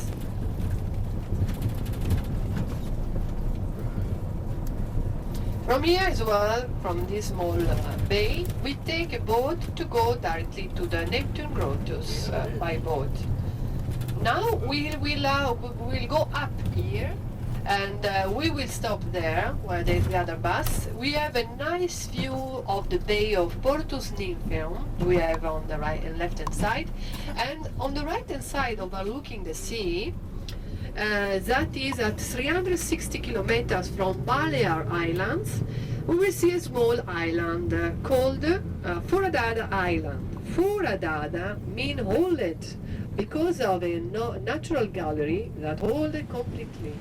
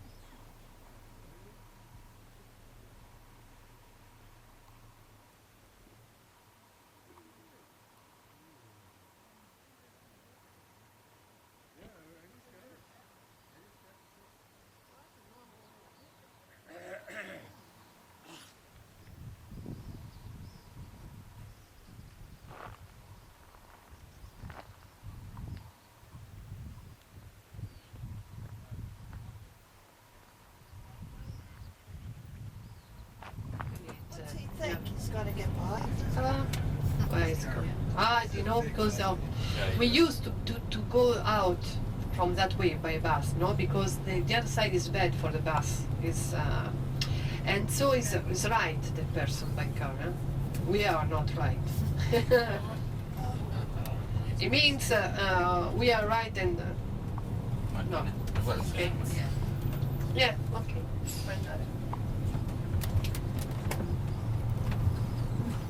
And the Neptune Grottos, anyway, they have a new area of 3 kilometers more that we have discovered recently, and they're very slow here for everything, you know. So for me, it has been open for a long time. They are very fantastic. Anyway, if you have your short time of shopping, if you have your time for shopping, try to get in a bookstore. There is a video of all these grottos in the surroundings of Alghero. It's very nice. And between all these grottos as well, there is a green grotto, so-called, that has inside the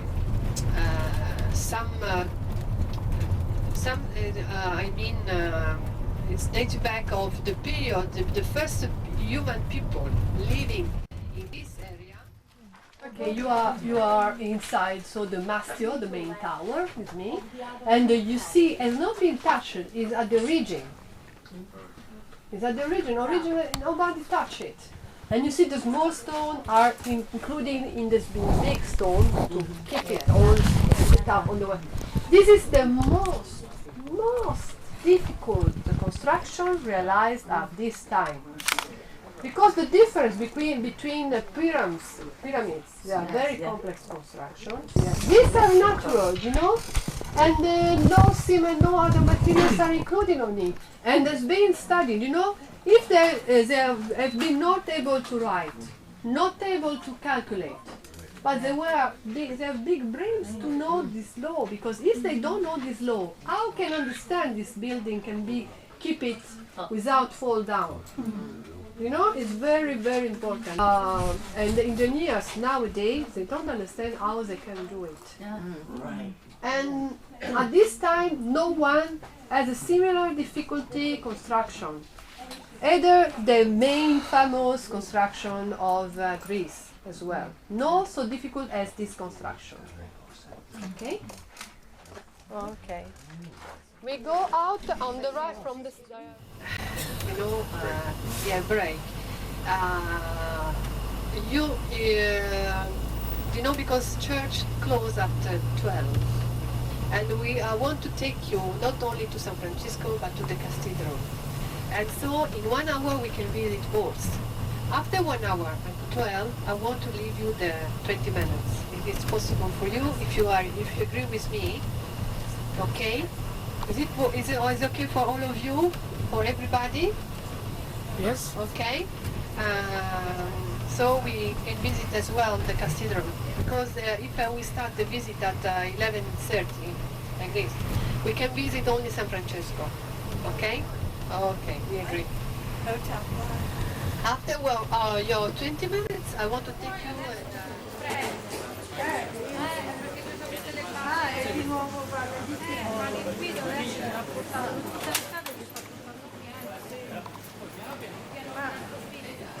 La prossima volta mi dispiace di dirmelo quando ti dica.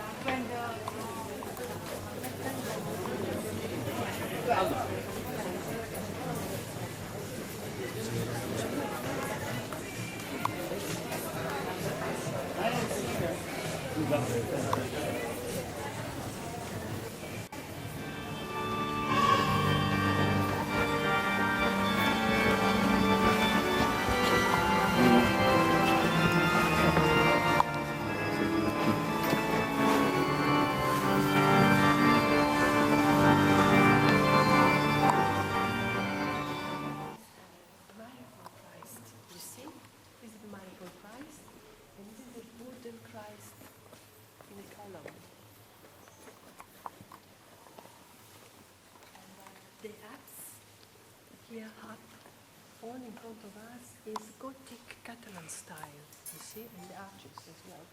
This, the both sides is the Roman style cathedral. And all these people are rented for some time, or full year, all year round anyway. And it's very cheap, 270.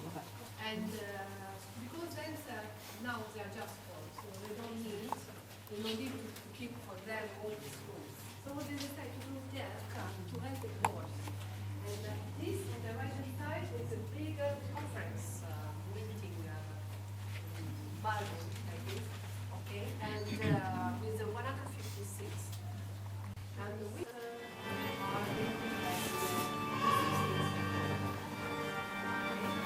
in the 16th. And you see the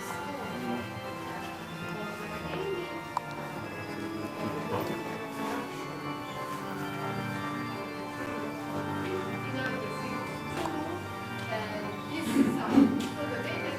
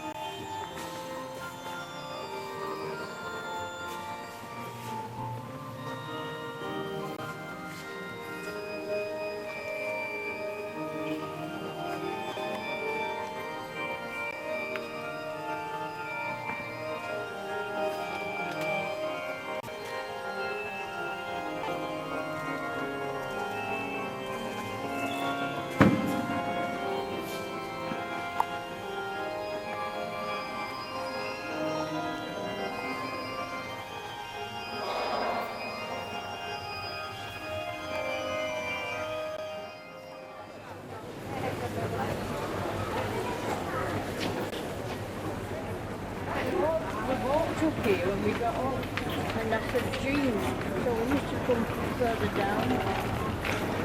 We did come this way.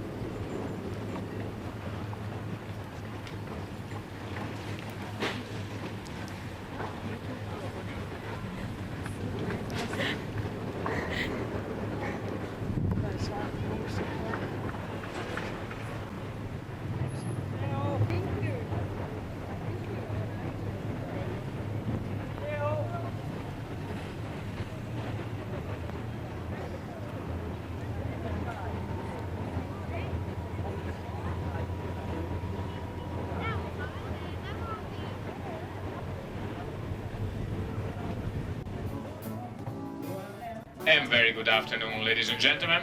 This is the captain speaking from the bridge. Well, I trust to enjoy your stay here in Alghero. Beautiful sunny day. We're just about to hoist the last tender, and as soon as that is safely stowed and our pontoon is secure, we'll start to set heading for Palma. Once underway, we shall set a southwesterly course for the island of Mallorca and our berth in Palma. We are looking to be alongside by 8 o'clock. It's going to be a short stay tomorrow. It's just a half-day call. It's arrival at 8 and depart at 1 p.m. But the weather tomorrow is going to be another beautiful sunny day, so I'm sure you will enjoy as well the afternoon at sea. Well, just about to be ready. I'm already heaving away my anchor to gain some time here. And, well, I believe tonight there is the party under the stars up on deck 12. So I wish you all to have a lot of fun up there. Temperature will be nice. And otherwise, from the bridge, enjoy the rest of your evening on board. Thank you.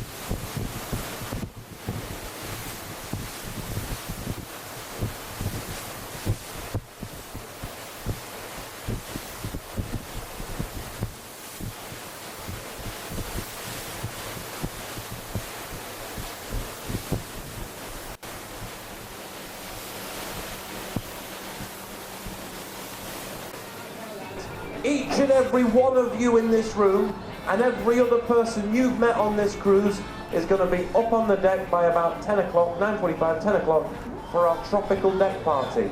Are you ready for a good party on the deck? Yes!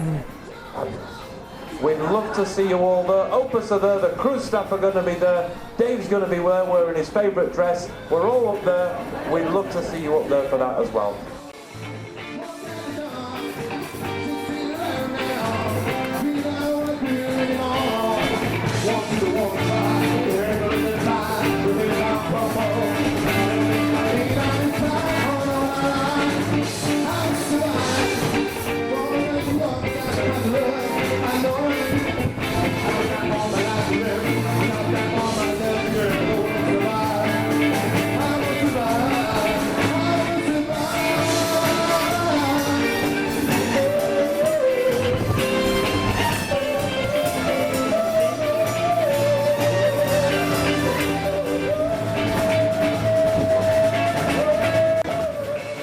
Tomorrow we're going to be in another port of call, 8 o'clock alongside in Palma de Mallorca for what we call a fleeting visit.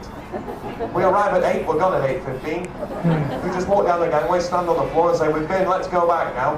Now all aboard is actually a 12:30 tour. It's a half-day call, but it does give you plenty of chance to get into Palma de Mallorca if you wish to go do a little bit of shopping.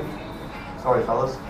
Or you're going on tour, or you just want to go and have a wander around the side of the main marina area there with some of the beautiful big yachts. So please enjoy your morning.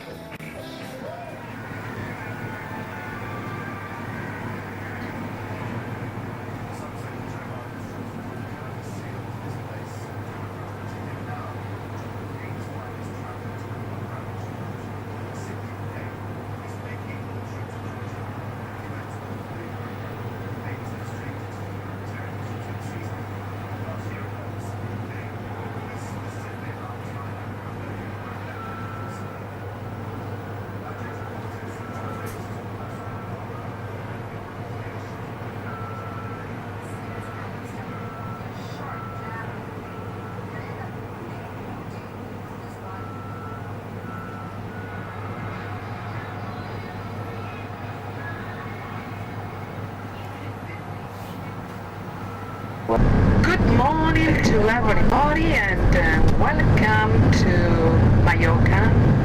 This is the largest island of this archipelago and it's also the number 6 in the Mediterranean area. Well, you will see today part of Palma City. I'm Julia, another Spanish name, because I'm from Spain, of course, so my English is Spanish or Spanish English. Here we are in Palma City, the only city in Mallorca with its port beside the city, as you can see. At the Spanish village, which is not a village, it's a museum, and a typical museum. In the Spanish village we see reproductions of different houses, buildings, churches, streets, squares. I mean, things we have in various regions in Spain. It's like see in only one place different parts of my country, Spain. Spain became a nation in the year 1492 when the kings Isabel and Fernando conquered Granada and got the keys of La Alhambra. But that house, Casa Juanito, is a typical one in Madrid, 19th century. This is the main facade of the palace in Toledo, Carlos V. See that church? The original one is in Madrid. San Antonio de la Florida is the name. And it's so. Granada is a city in the south of Spain, Andalusia. Granada was the capital of Andalusia for a long time, when that region was an Arab kingdom. And the best palace that the Arabs built was La Alhambra. That means red palace. The palace is not red, but the stones of the hill where the palace is become quite red early in the morning and also in the evening. Well, Spain became a nation in the year 1492 when the kings Isabel and Fernando conquered Granada and got the keys of La Alhambra. You see the room over there? That's the throne room, and it was over there.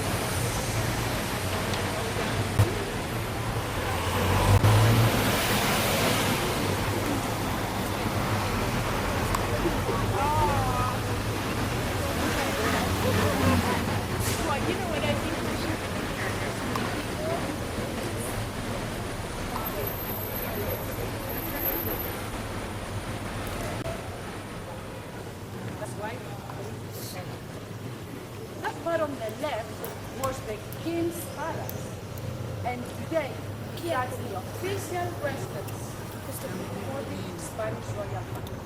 But attention, I've said it's the official residence, not a private one. When we go to Belver Castle, I will show you the private residence. So, bureaucracy. But this palace is used every now and then by the official guests. If the king has got private guests, he has to type them to his private residence. But these are official guests like the rest. Well, first of all, this cathedral was built because the King James I's wanted.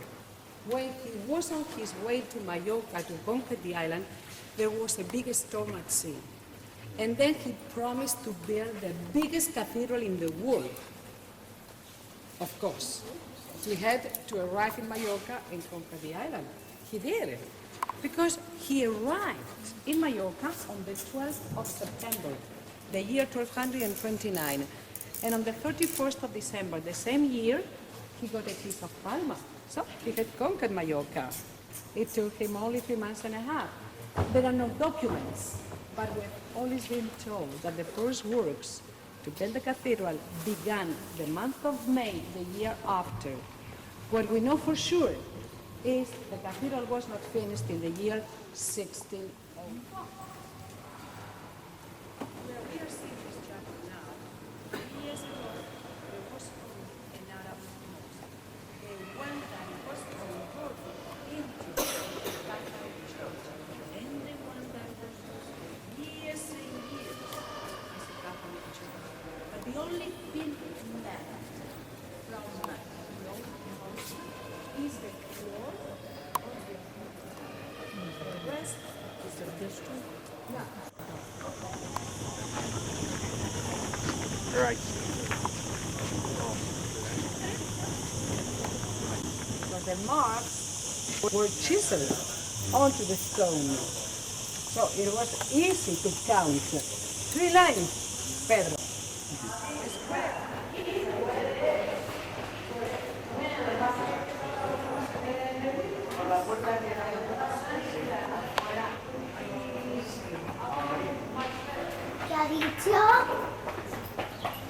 Al frente.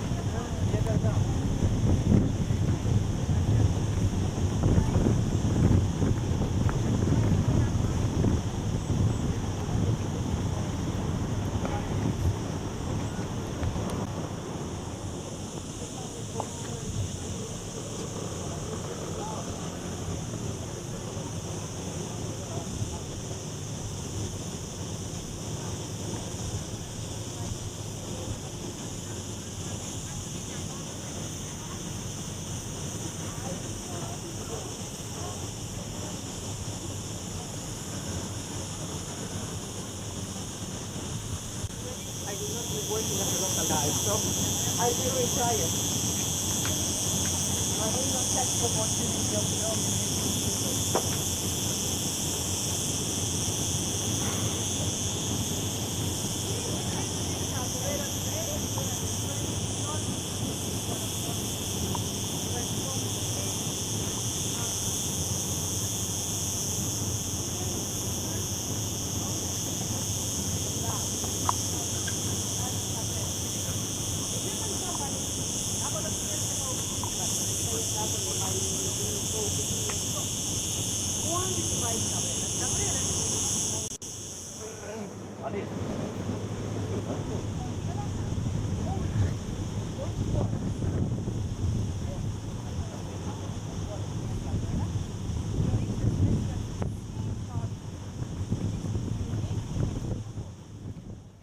passengers are just walking to the gangway now. As soon as they are on board, we will then recover the final gangway, complete the last of our pre-departure checks, and then start letting go the mooring line. Well, I hope you have enjoyed here the stay in Palma. Definitely a beautiful day. And I'm sure I'm looking forward to have a nice afternoon at sea as well. Well, as soon as we thrust off here, then we'll have to do a hard to port, and shortly after hard to starboard to get out of the berth here. Conditions are very nice, and then we'll have to increase to maximum speed to reach Gibraltar tomorrow, where we are looking to be alongside and ready for you just after 12:30 in the afternoon, so just after a noon arrival. So it's gonna be a nice and relaxing morning for you tomorrow. In fact, tonight it is a formal night, so it can be as late as you all and sleep in, as we're not gonna arrive before 12:30. Well, just getting ready here, so I will start now to letting go the lines, and I wish you an enjoyable afternoon, probably out on deck, and tonight on the formal night. Thank you.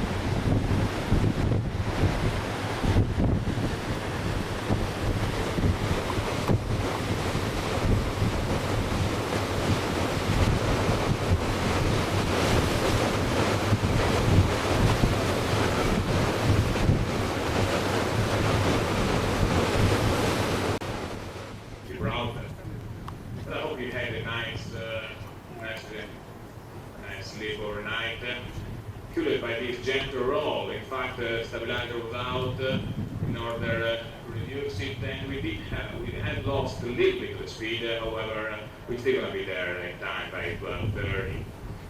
We are at present approaching the rock. As you can see, we are out on deck, and it is actually quite interesting for the open deck or whoever has the balcony on the starboard side. About 1 year ago, there was a collision just in front of Europa Point, just less than half a mile out in front of the lighthouse there. And when we were passing by, hopefully visibility is quite good at the moment, so you will be able to see on the starboard side, just less than 1 mile, you can see a bridge of a ship coming out of the water. The remaining of the ship is actually underwater. It's a cargo ship, as last year, more or less more than 1 year ago, two ships collided just in front of Europa Point, and one of them didn't sustain a lot of damage, and the other one instead is still there and is in the process of salvage. In fact, there is an exclusion zone around there, and you can see a tug working there with the platform. And well, 2 weeks ago when I was last here, the bridge was still quite visible. They might have salvaged more of it, but you can still see the buoy all around it. And then it's going to be on the starboard side, just in front of the lighthouse of Europa Point, which we're approaching in less than 20 minutes or so. We're going to then slow down and start to turn the ship to starboard around the rock. The pilot will become on board just before 12, and then we'll have to proceed towards the dock. In between all the ship at anchor, all the cargo ship at anchor, waiting orders to go alongside or to sail out in the Atlantic. Quite interesting this morning as well. It's going to be a little bit of a wind off the dock. It's actually forecasted to be over 25 to 30 knots, but at the moment it's only looking to be about 20. So it's going to be a little bit more interesting for me to push it alongside, but it is actually a nice approach. I'm sure you're going to be delighted to have a look up there as you're going alongside. And actually I want to say, we're going to be there at 12:30, but of course it's going to take a little bit for us to get the gangway ready and for the official to give clearance for you to go ashore. So there's no point for you to congregate down on deck 5 and in the atrium until we let you know that we are all ready to go ashore. So why not instead enjoy a nice lunch and then ready to go. Well, better for me to go start to work here, since it's getting a little bit of traffic in between the ships. So, well, I hope you enjoyed the arrival and the afternoon ashore in Gibraltar. Gibraltar. Thank you.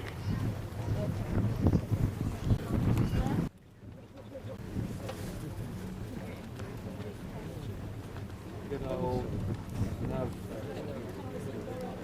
Neverson group.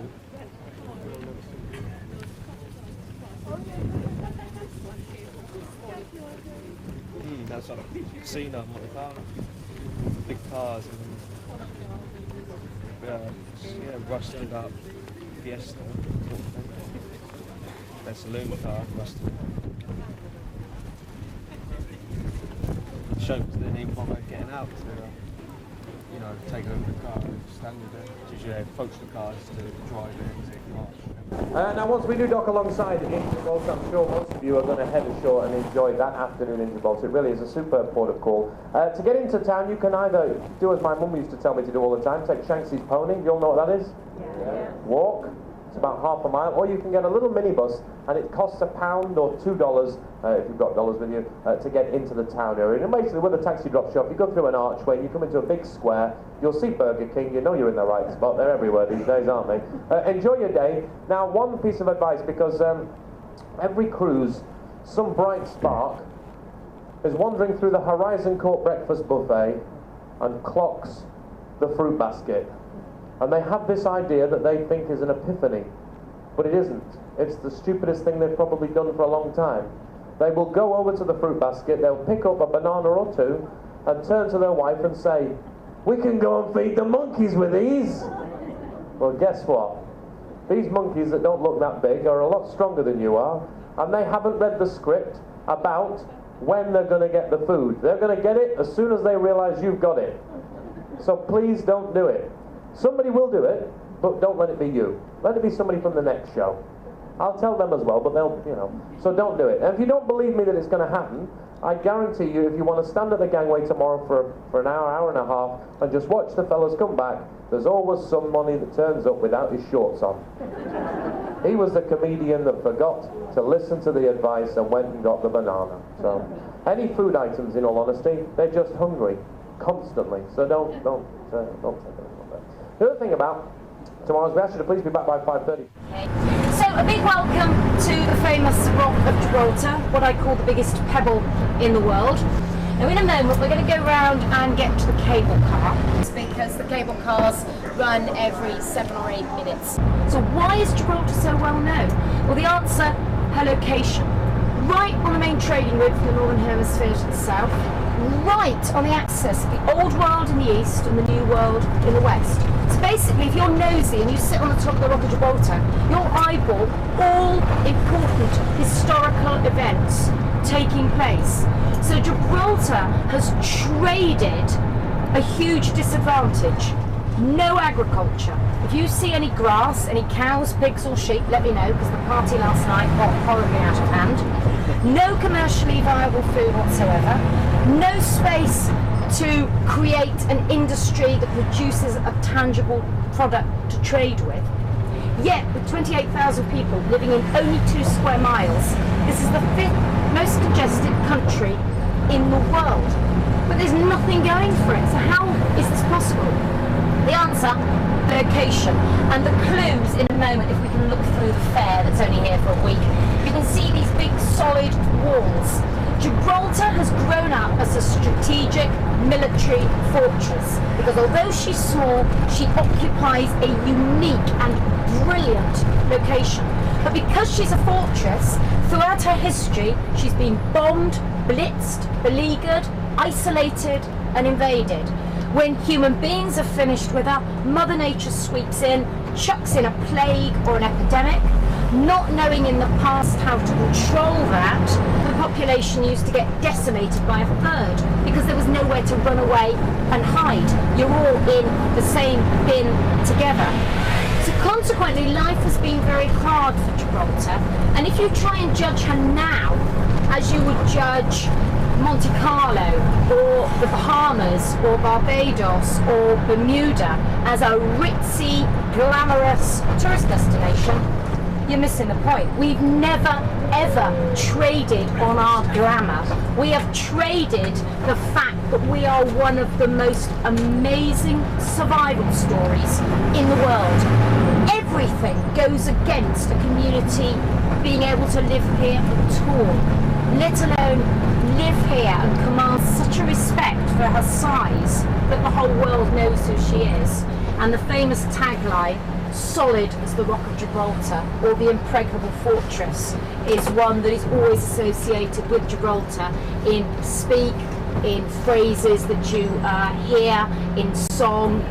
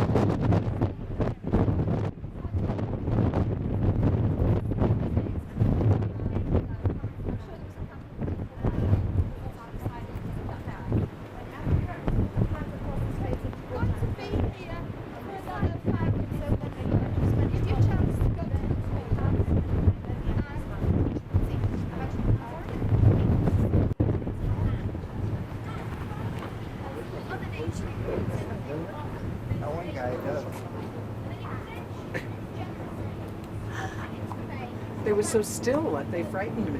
They were just sitting.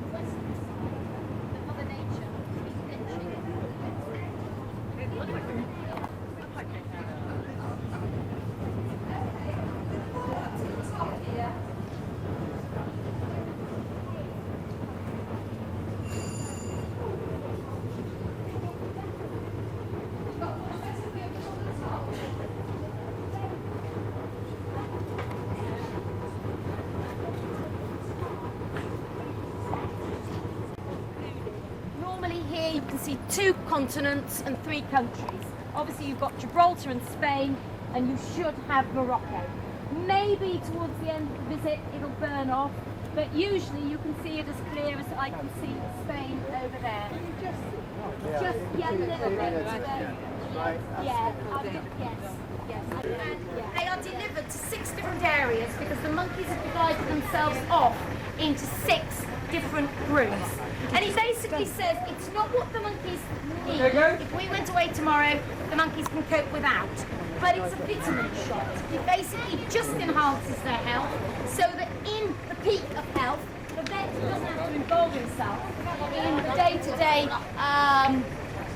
worries of what is meant to be a wild animal. Obviously they're wild. Tourists don't want to see them hungry, they don't want to see them fighting over Barbary macaque. Then as they get older, they lighten up, and after about 4 or 5 months, they take on the same colouring as the parent. So that's a little baby for you. You can see they're all paws and feet. Yes, slightly, yes. And they're slightly uncoordinated. They take quite a few tumbles, poor little things. Crazy squeaky. Llevo yours, pussy. Typically, the British themselves involved, obviously, now that is a warning. That is monkey speak for butt out.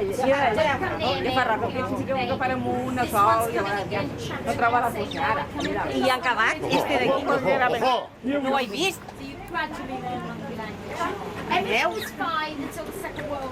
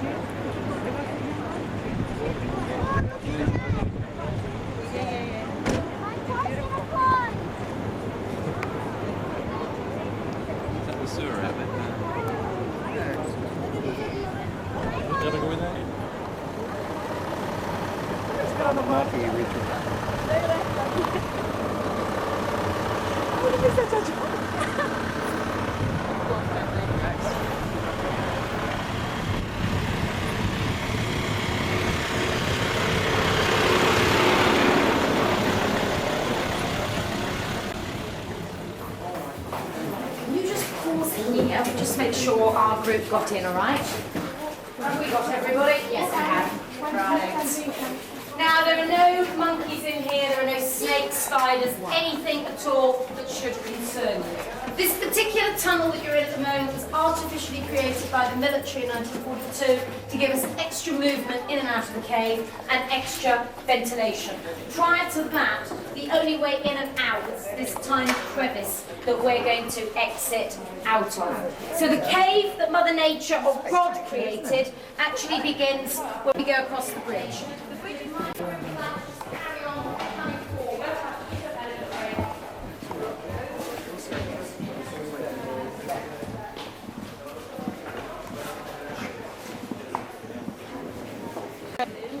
Obviously, most of the treasures are above you.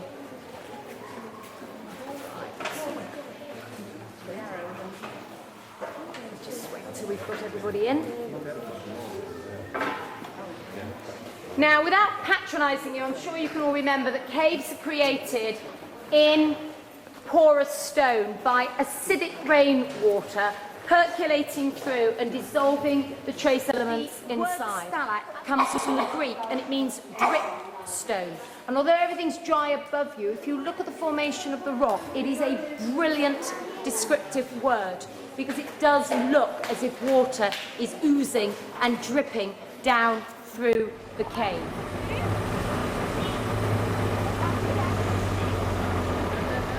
So they look far better, don't they, when they're actually in a tree? I hate to see them on the concrete, but it's not as easy to photograph them when they're hiding in an olive tree. Century that Spain evolved into Gibraltar, and they only evolved into Gibraltar to make absolutely certain that they shut that door and made sure that the Arabs never came in through Gibraltar as they'd done previously, which I think is Gulf War. The North Base, the same, used by the American Commercial Insurance Company. The actual frontier between us and Spain is everything beyond the apron of the airfield. Now, I call it an airfield because it's still in the hands of the Royal Air Force. They have first call on it and they operate and control it. But we have between 6 and 7 flights coming in, mainly from the United Kingdom. EasyJet, Monarch, British Airways, but also Spanish Iberia Airways fly in as well. The airfield is unusual. It's the only one in the world that's got the sea at both ends. And the only way in and out of the country is by crossing the road that goes right across the middle of the airfield. Obviously, we're real spoil sports. We do stop the cars and the vehicles when the planes land and take off. The whole apron is the border with all the terracotta scrubland belonging to Spain. The whole town that you can see in front of you is called La Linea de la Conception, the start of the line. And that was the defensive line that our British guns could fire to.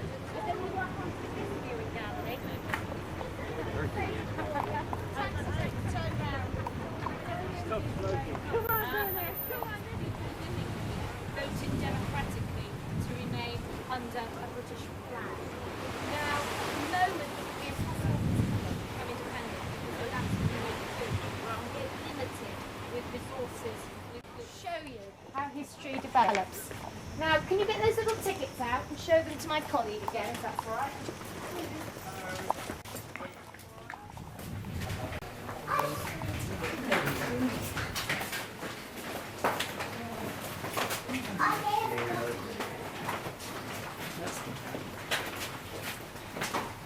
So, after 3 years and let them watch us die, we will try anything. So, Sergeant Major, give us the materials, we're off. And the Sergeant Major says, carry on no matter what, or just go belly up and die.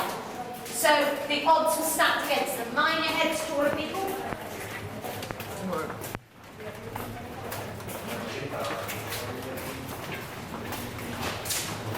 The one thing you've got in a siege is manpower. No shortage of that.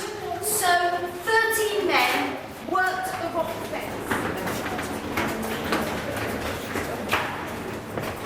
You're now fighting this tunnel with proper equipment. The siege is over, you're getting decent food, you've got decent Gibraltar flag.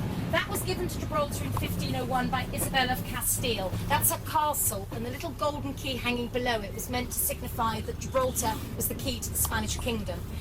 Don't ask me why we still... Oh, poor flag, you've gone shy on me.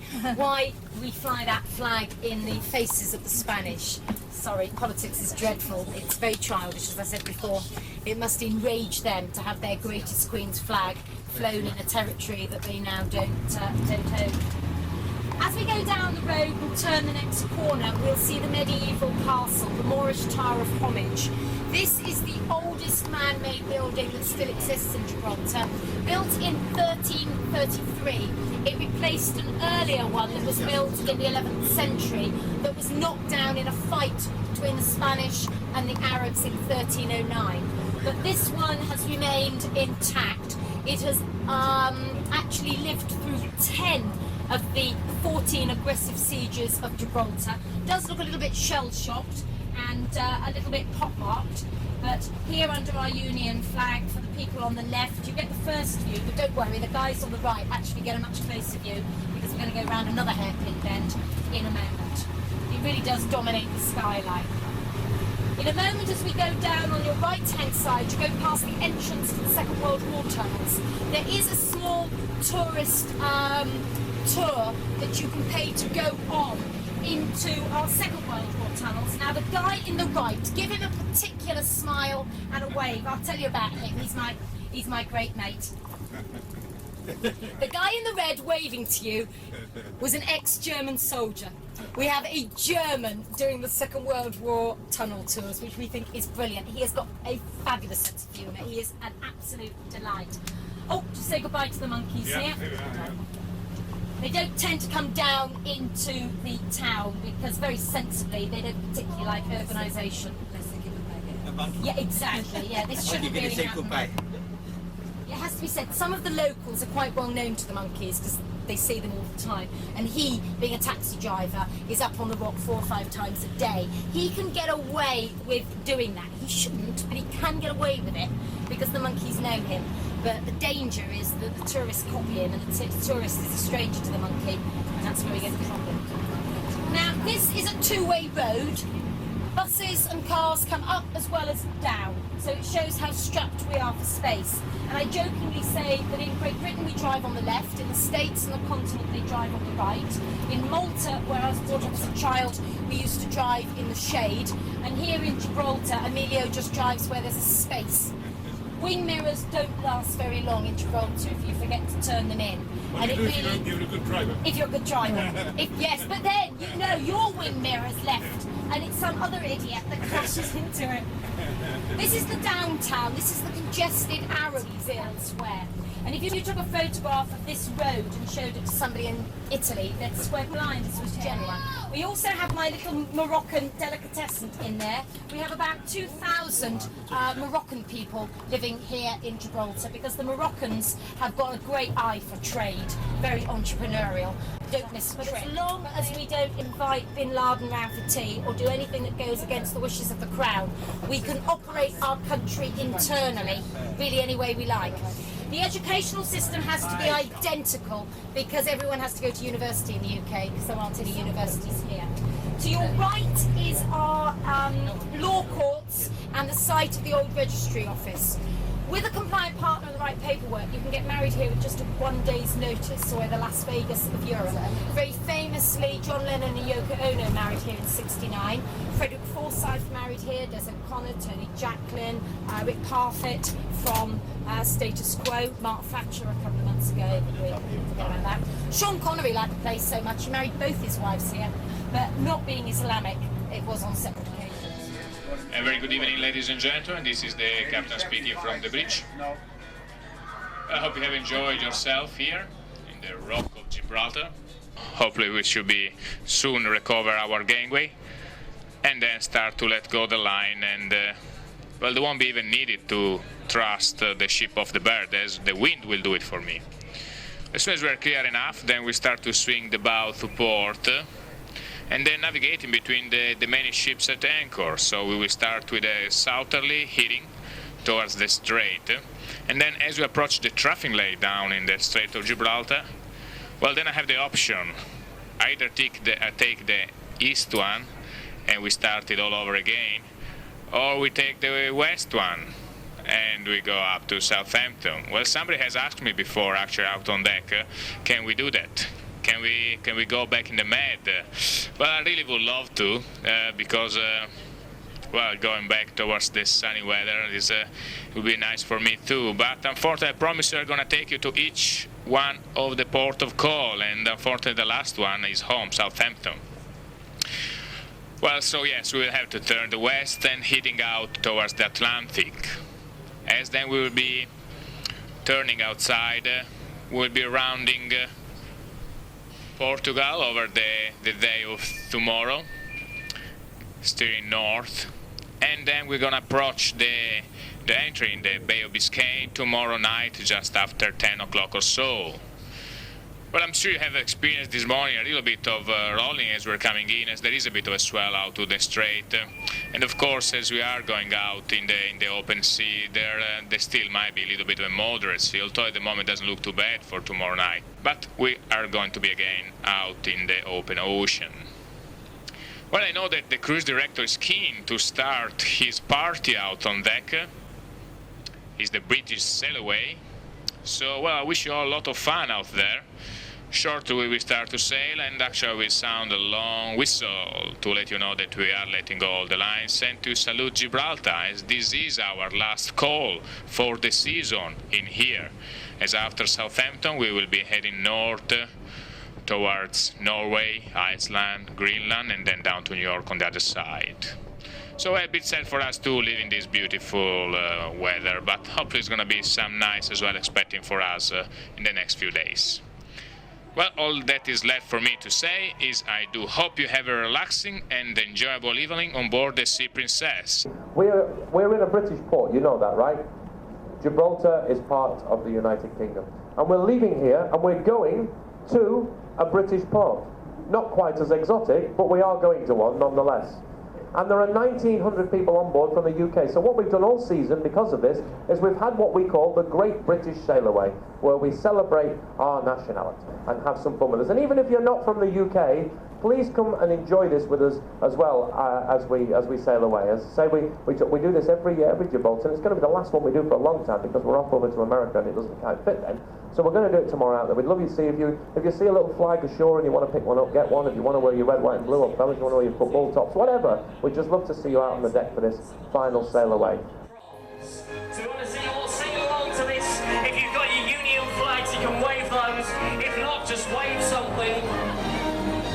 And just to remind you as well, if you're over 18, we do have Pimm's or champagne on deck 14 as our leaving drinks available on your cruise card. So we want to see you all singing. You might not know the warbly bit, but certainly for the chorus.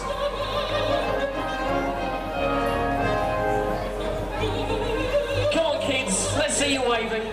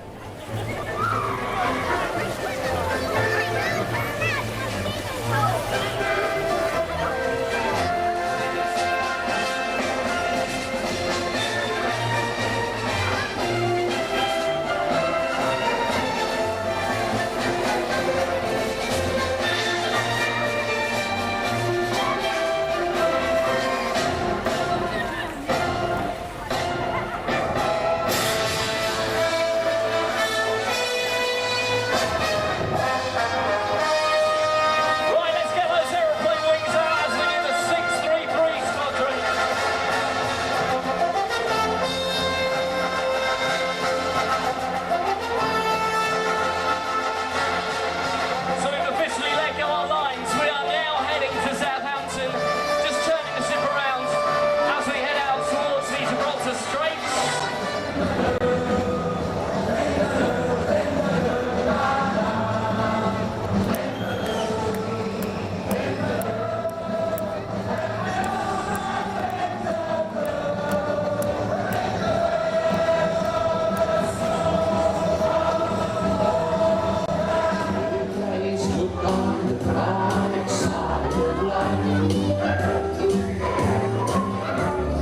Always look on the light side of life.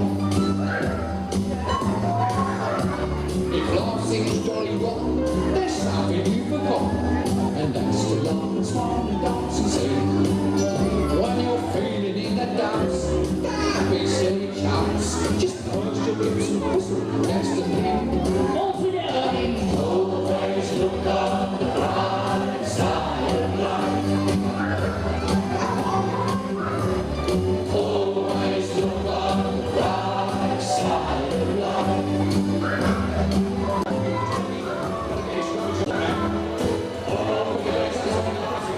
Ladies and gentlemen, give it up for your cruise staff. Give it up for our cruise director as well. Hope you had a good time. Right now, courtesy of Brian May, it's the national anthem. Let's see you waving your hands or your flags, whatever you've got. Let's see them waving now. With our big finale.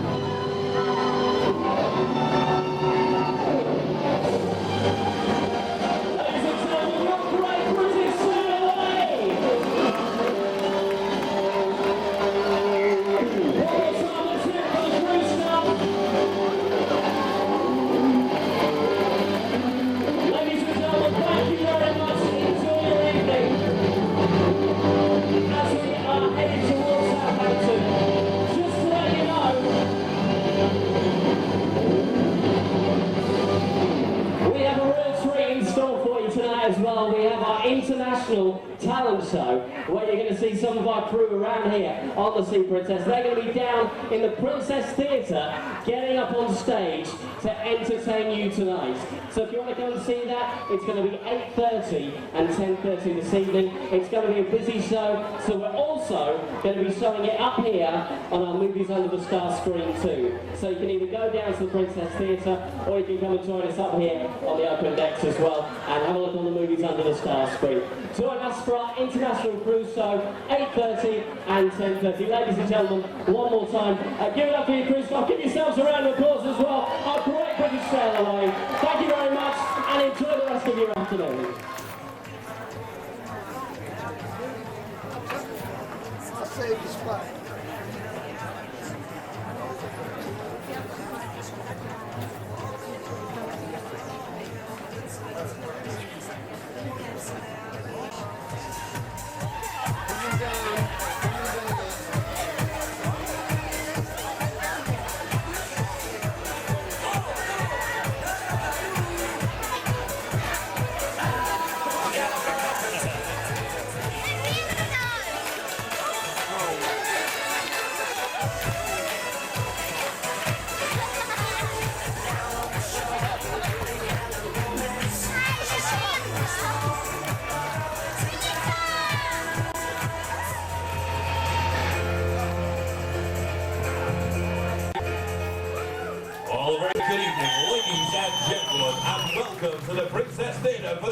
Shipping's International Cruise Show. And now, please welcome to the stage, as they open up this evening's show, the outstanding Sea Princess Orchestra.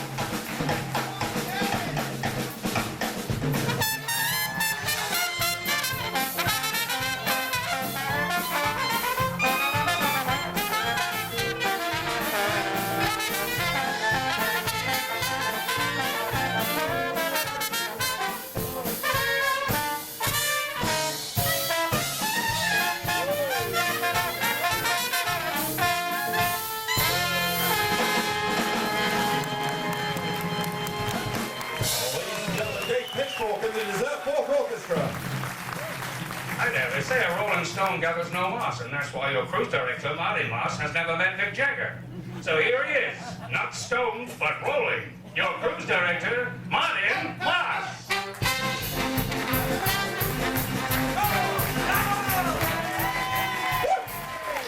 Good evening, folks. How you doing? You ready for a great show? This show is not put on by me and the entertainment department. It's actually going to be put on for you by the crew members on board the ship, the ones that aren't paid to stand on stage and perform. Something a little bit different this evening. So the girls in my department said, you know, we keep watching this event every cruise, and we noticed that the entertainment department really isn't featured in the show. And I said, well, it's featuring the other crew members. Yeah, but we've been working on something, the girls, and they want to do it in the show tonight. And I said, well, no, let's not bother. No. We insist. We want equal rights like the other crew members. We want to do our spot in the show tonight. We've been working on it for 2 weeks. I said, well, what is it? They said, it's fabulous. Wait and see. I'm in the dark just like you. Ladies and gentlemen, please give it up for the girls in the entertainment department.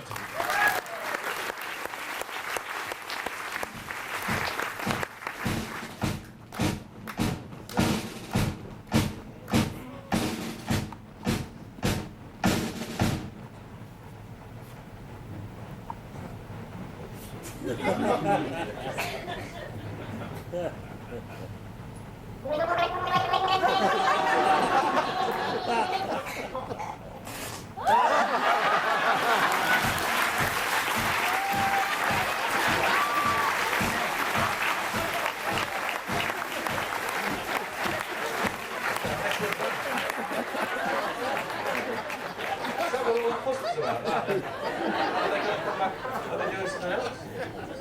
Were you there when they rehearsed that? Did you know they were going to do that?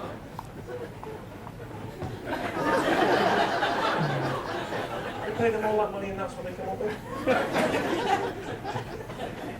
Should we get somebody really talented on? Folks, should we get somebody really talented on? I think they're getting it. I think they've got...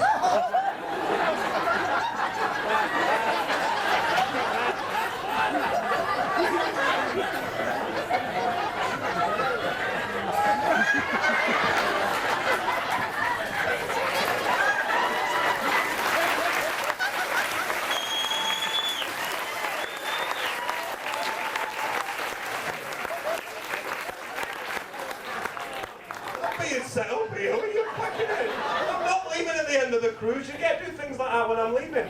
If you're wondering who that was then, well, I think I recognise who it was based on the size. That was young Victor. Who apparently is now called Victoria. What's going on?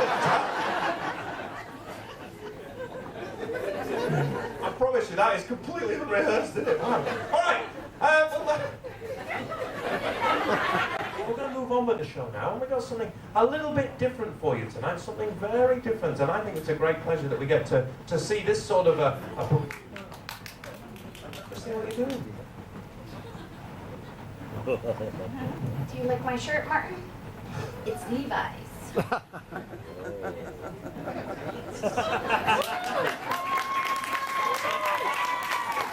want to chat with you after this. You did all the rehearsals and all that. Alright, sorry about that, folks. I have no idea what the heck they're playing at. Let's move on with the show. A lovely young... What are you doing? Hang on. Do you like the jacket? No. It's Levi's.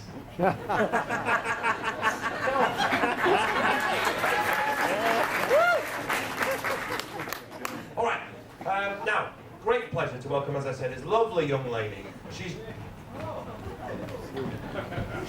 Close. Hi, Martin. Do you like my jeans? Levi's. They're alright. They're Levi's. Oh yeah, I see. Come on, get up! We'll have a chat later, we'll have a chat. Renee, I hope you didn't know about this either. Alright, we'll move on with the show. A lovely young lady, she's just a very special young girl.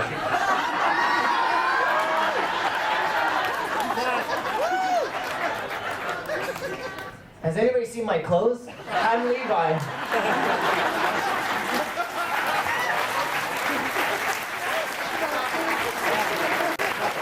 Well, folks, we're coming towards the end of the show right now, so... Hey, Martin! Oh, come on. What's going on? What are you doing? Get in. Get off. Just get in. Ladies and gentlemen, do you want to see him get in?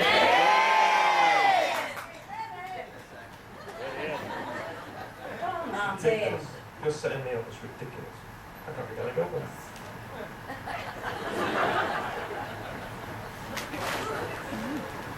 Now what?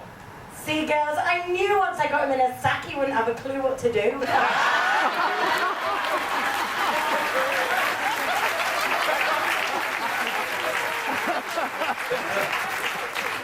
Victoria, can you give that to Lucinda and tell her that's her new cabin? Well, folks, as I say, we're coming towards the end of the show right now, and but before I talk about the end, I wanted to sort of talk a little bit about the crew members on board the ship, because they come on board and they do various contracts, and I know as I walk around the ship, a lot of people ask me, and I'm sure you must ask all the crew members, about what life's like on board the ship. You know, do you have to share a cabin? Well, I just thought we'd take one example out of my department that I can tell you about. Let's take Dave for an example. Yeah. Dave, in your cabin you've got 3 Austrian butchers, 2 Filipino bakers, 3 Polish deckhands, 4 engineers from Bulgaria, and the environmental officer from Romania. And in the other bed, who is in the other bed? He is going to be leaving us very shortly, and I'd like to take this opportunity to say he's been an absolute star. It's been a pleasure working with him. Ladies and gentlemen, please take this forward.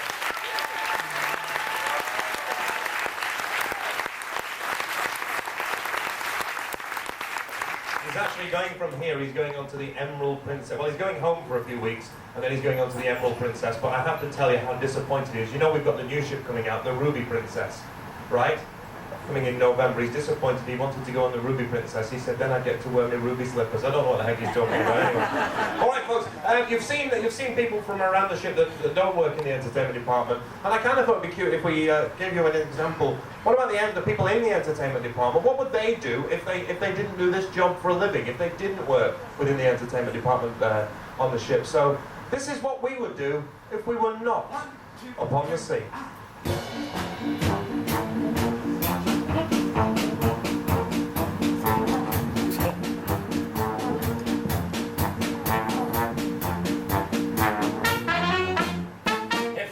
Not upon the sea, someone else I'd rather be. If I were not upon the sea, a sergeant major me, happy all day long, and this would be my song. Left, right, swing those bleeding arms. Left, right, swing those bleeding arms.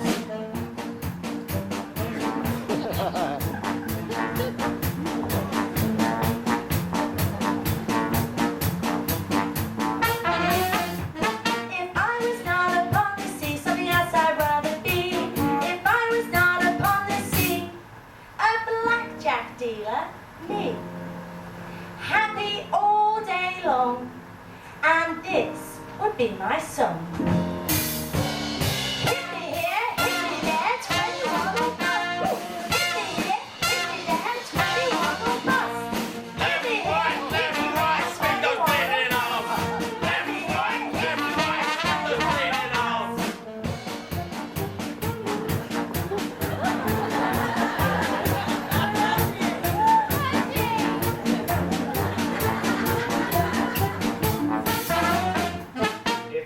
Not upon the sea, someone else I'd rather be. If I were not upon the sea, a tennis player, me, happy all day long, and this would be my song. Ball to you man, up and down the court. Ball to you man, up and down the court. Ball to you man, up and down the court.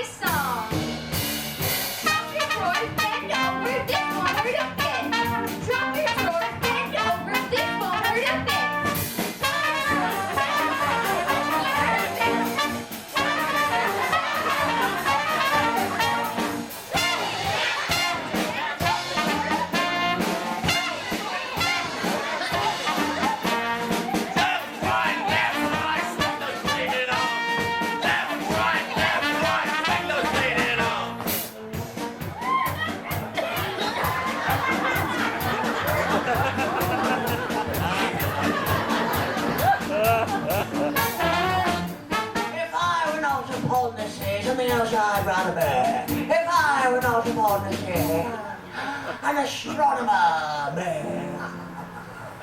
Happy all day long, and this would be my song. Cleaning lenses, looking at Uranus. Cleaning lenses, looking at Uranus.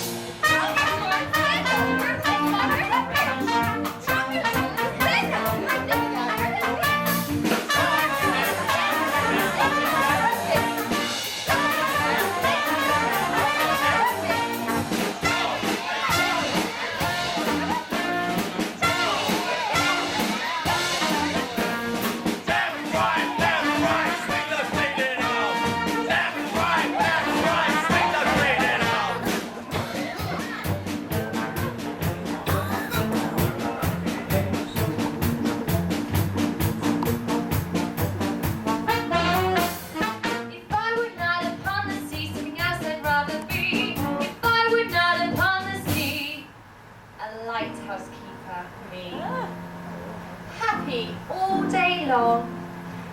this would be my song. Quick flash here, quick flash here, turn it round and round. Quick flash here, quick flash here, turn it round and round.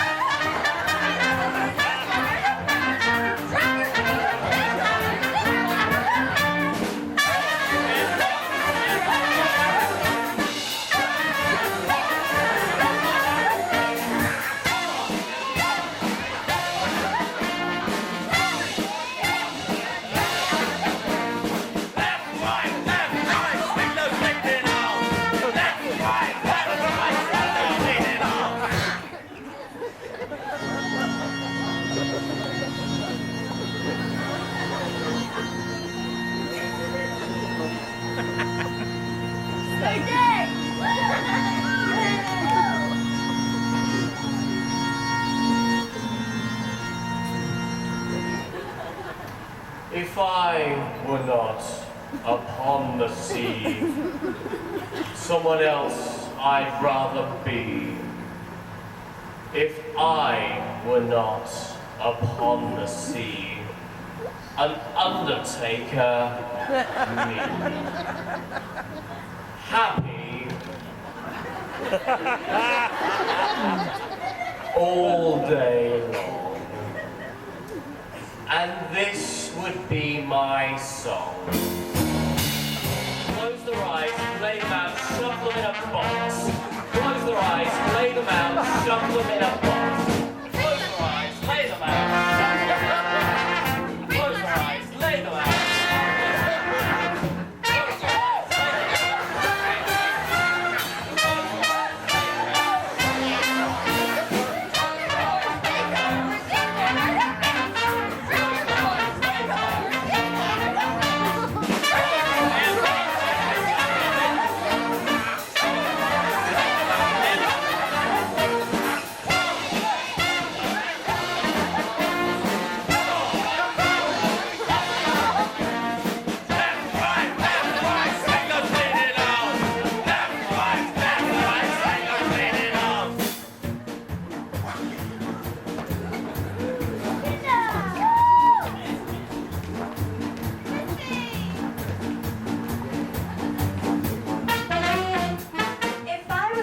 Upon the sea, someone else I'd rather be. If I was not upon the sea, a seamstress, me. Happy all day long, and this would be my song. Half a yard, I'll take it by the inch. Half a yard, I'll take it by the inch. Close their eyes, lay them out, shove them in a box.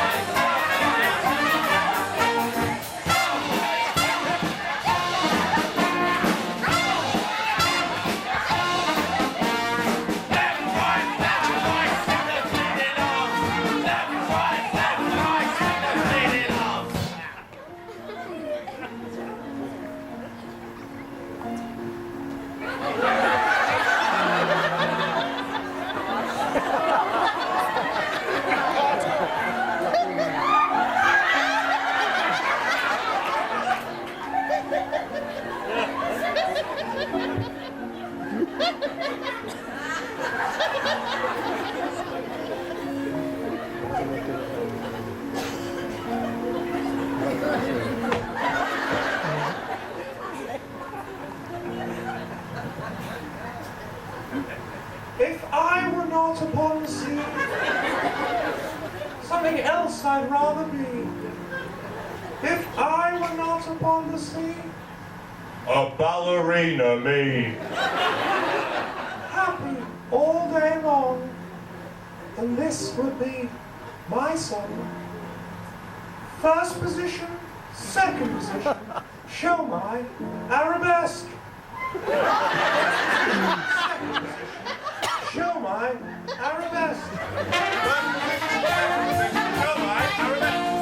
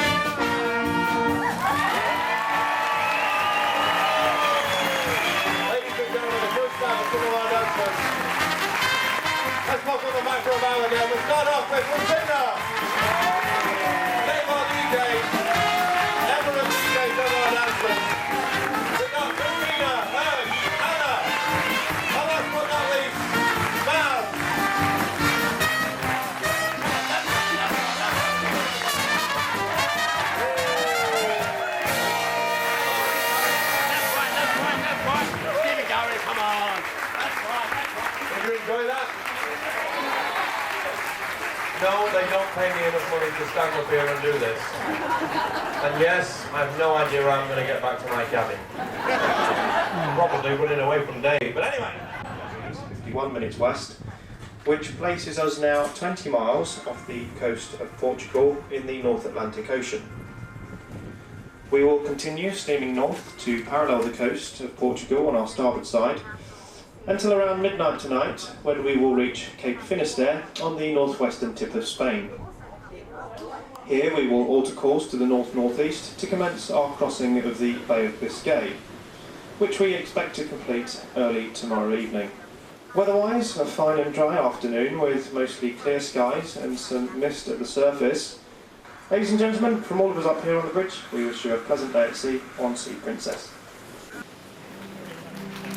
Well, a very good evening, ladies and gentlemen. Good evening, and once again a warm welcome here to the atrium for this, a very traditional special event on board each and every princess ship, every cruise. Now you can see in front of me, we have this spectacular champagne waterfall. I'm watching at the moment because the ship started moving quite recently. But I'd like to bring forward now the gentleman responsible for building this. Not only building this, but for all the outstanding service that you've received in all the restaurants throughout the cruise. Ladies and gentlemen, the longest serving maitre d' within our fleet, from Italy, please make you feel very welcome, Bruno Bogazzi!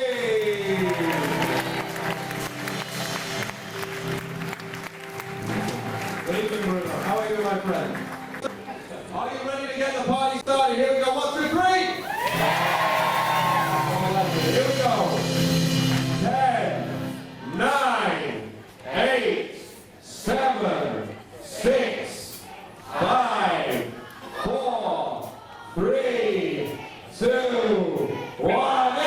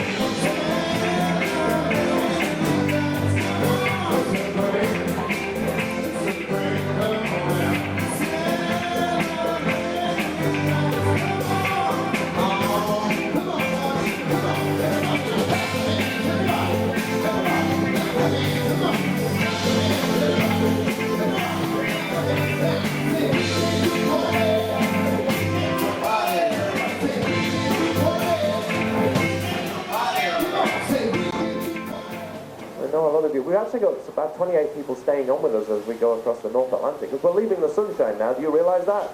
You might be going home to the UK and thinking, oh, it's going to be cold. We're going further north. Norway, Iceland, Greenland. I'm cold thinking about it. So we've got the rest of the sun anyway.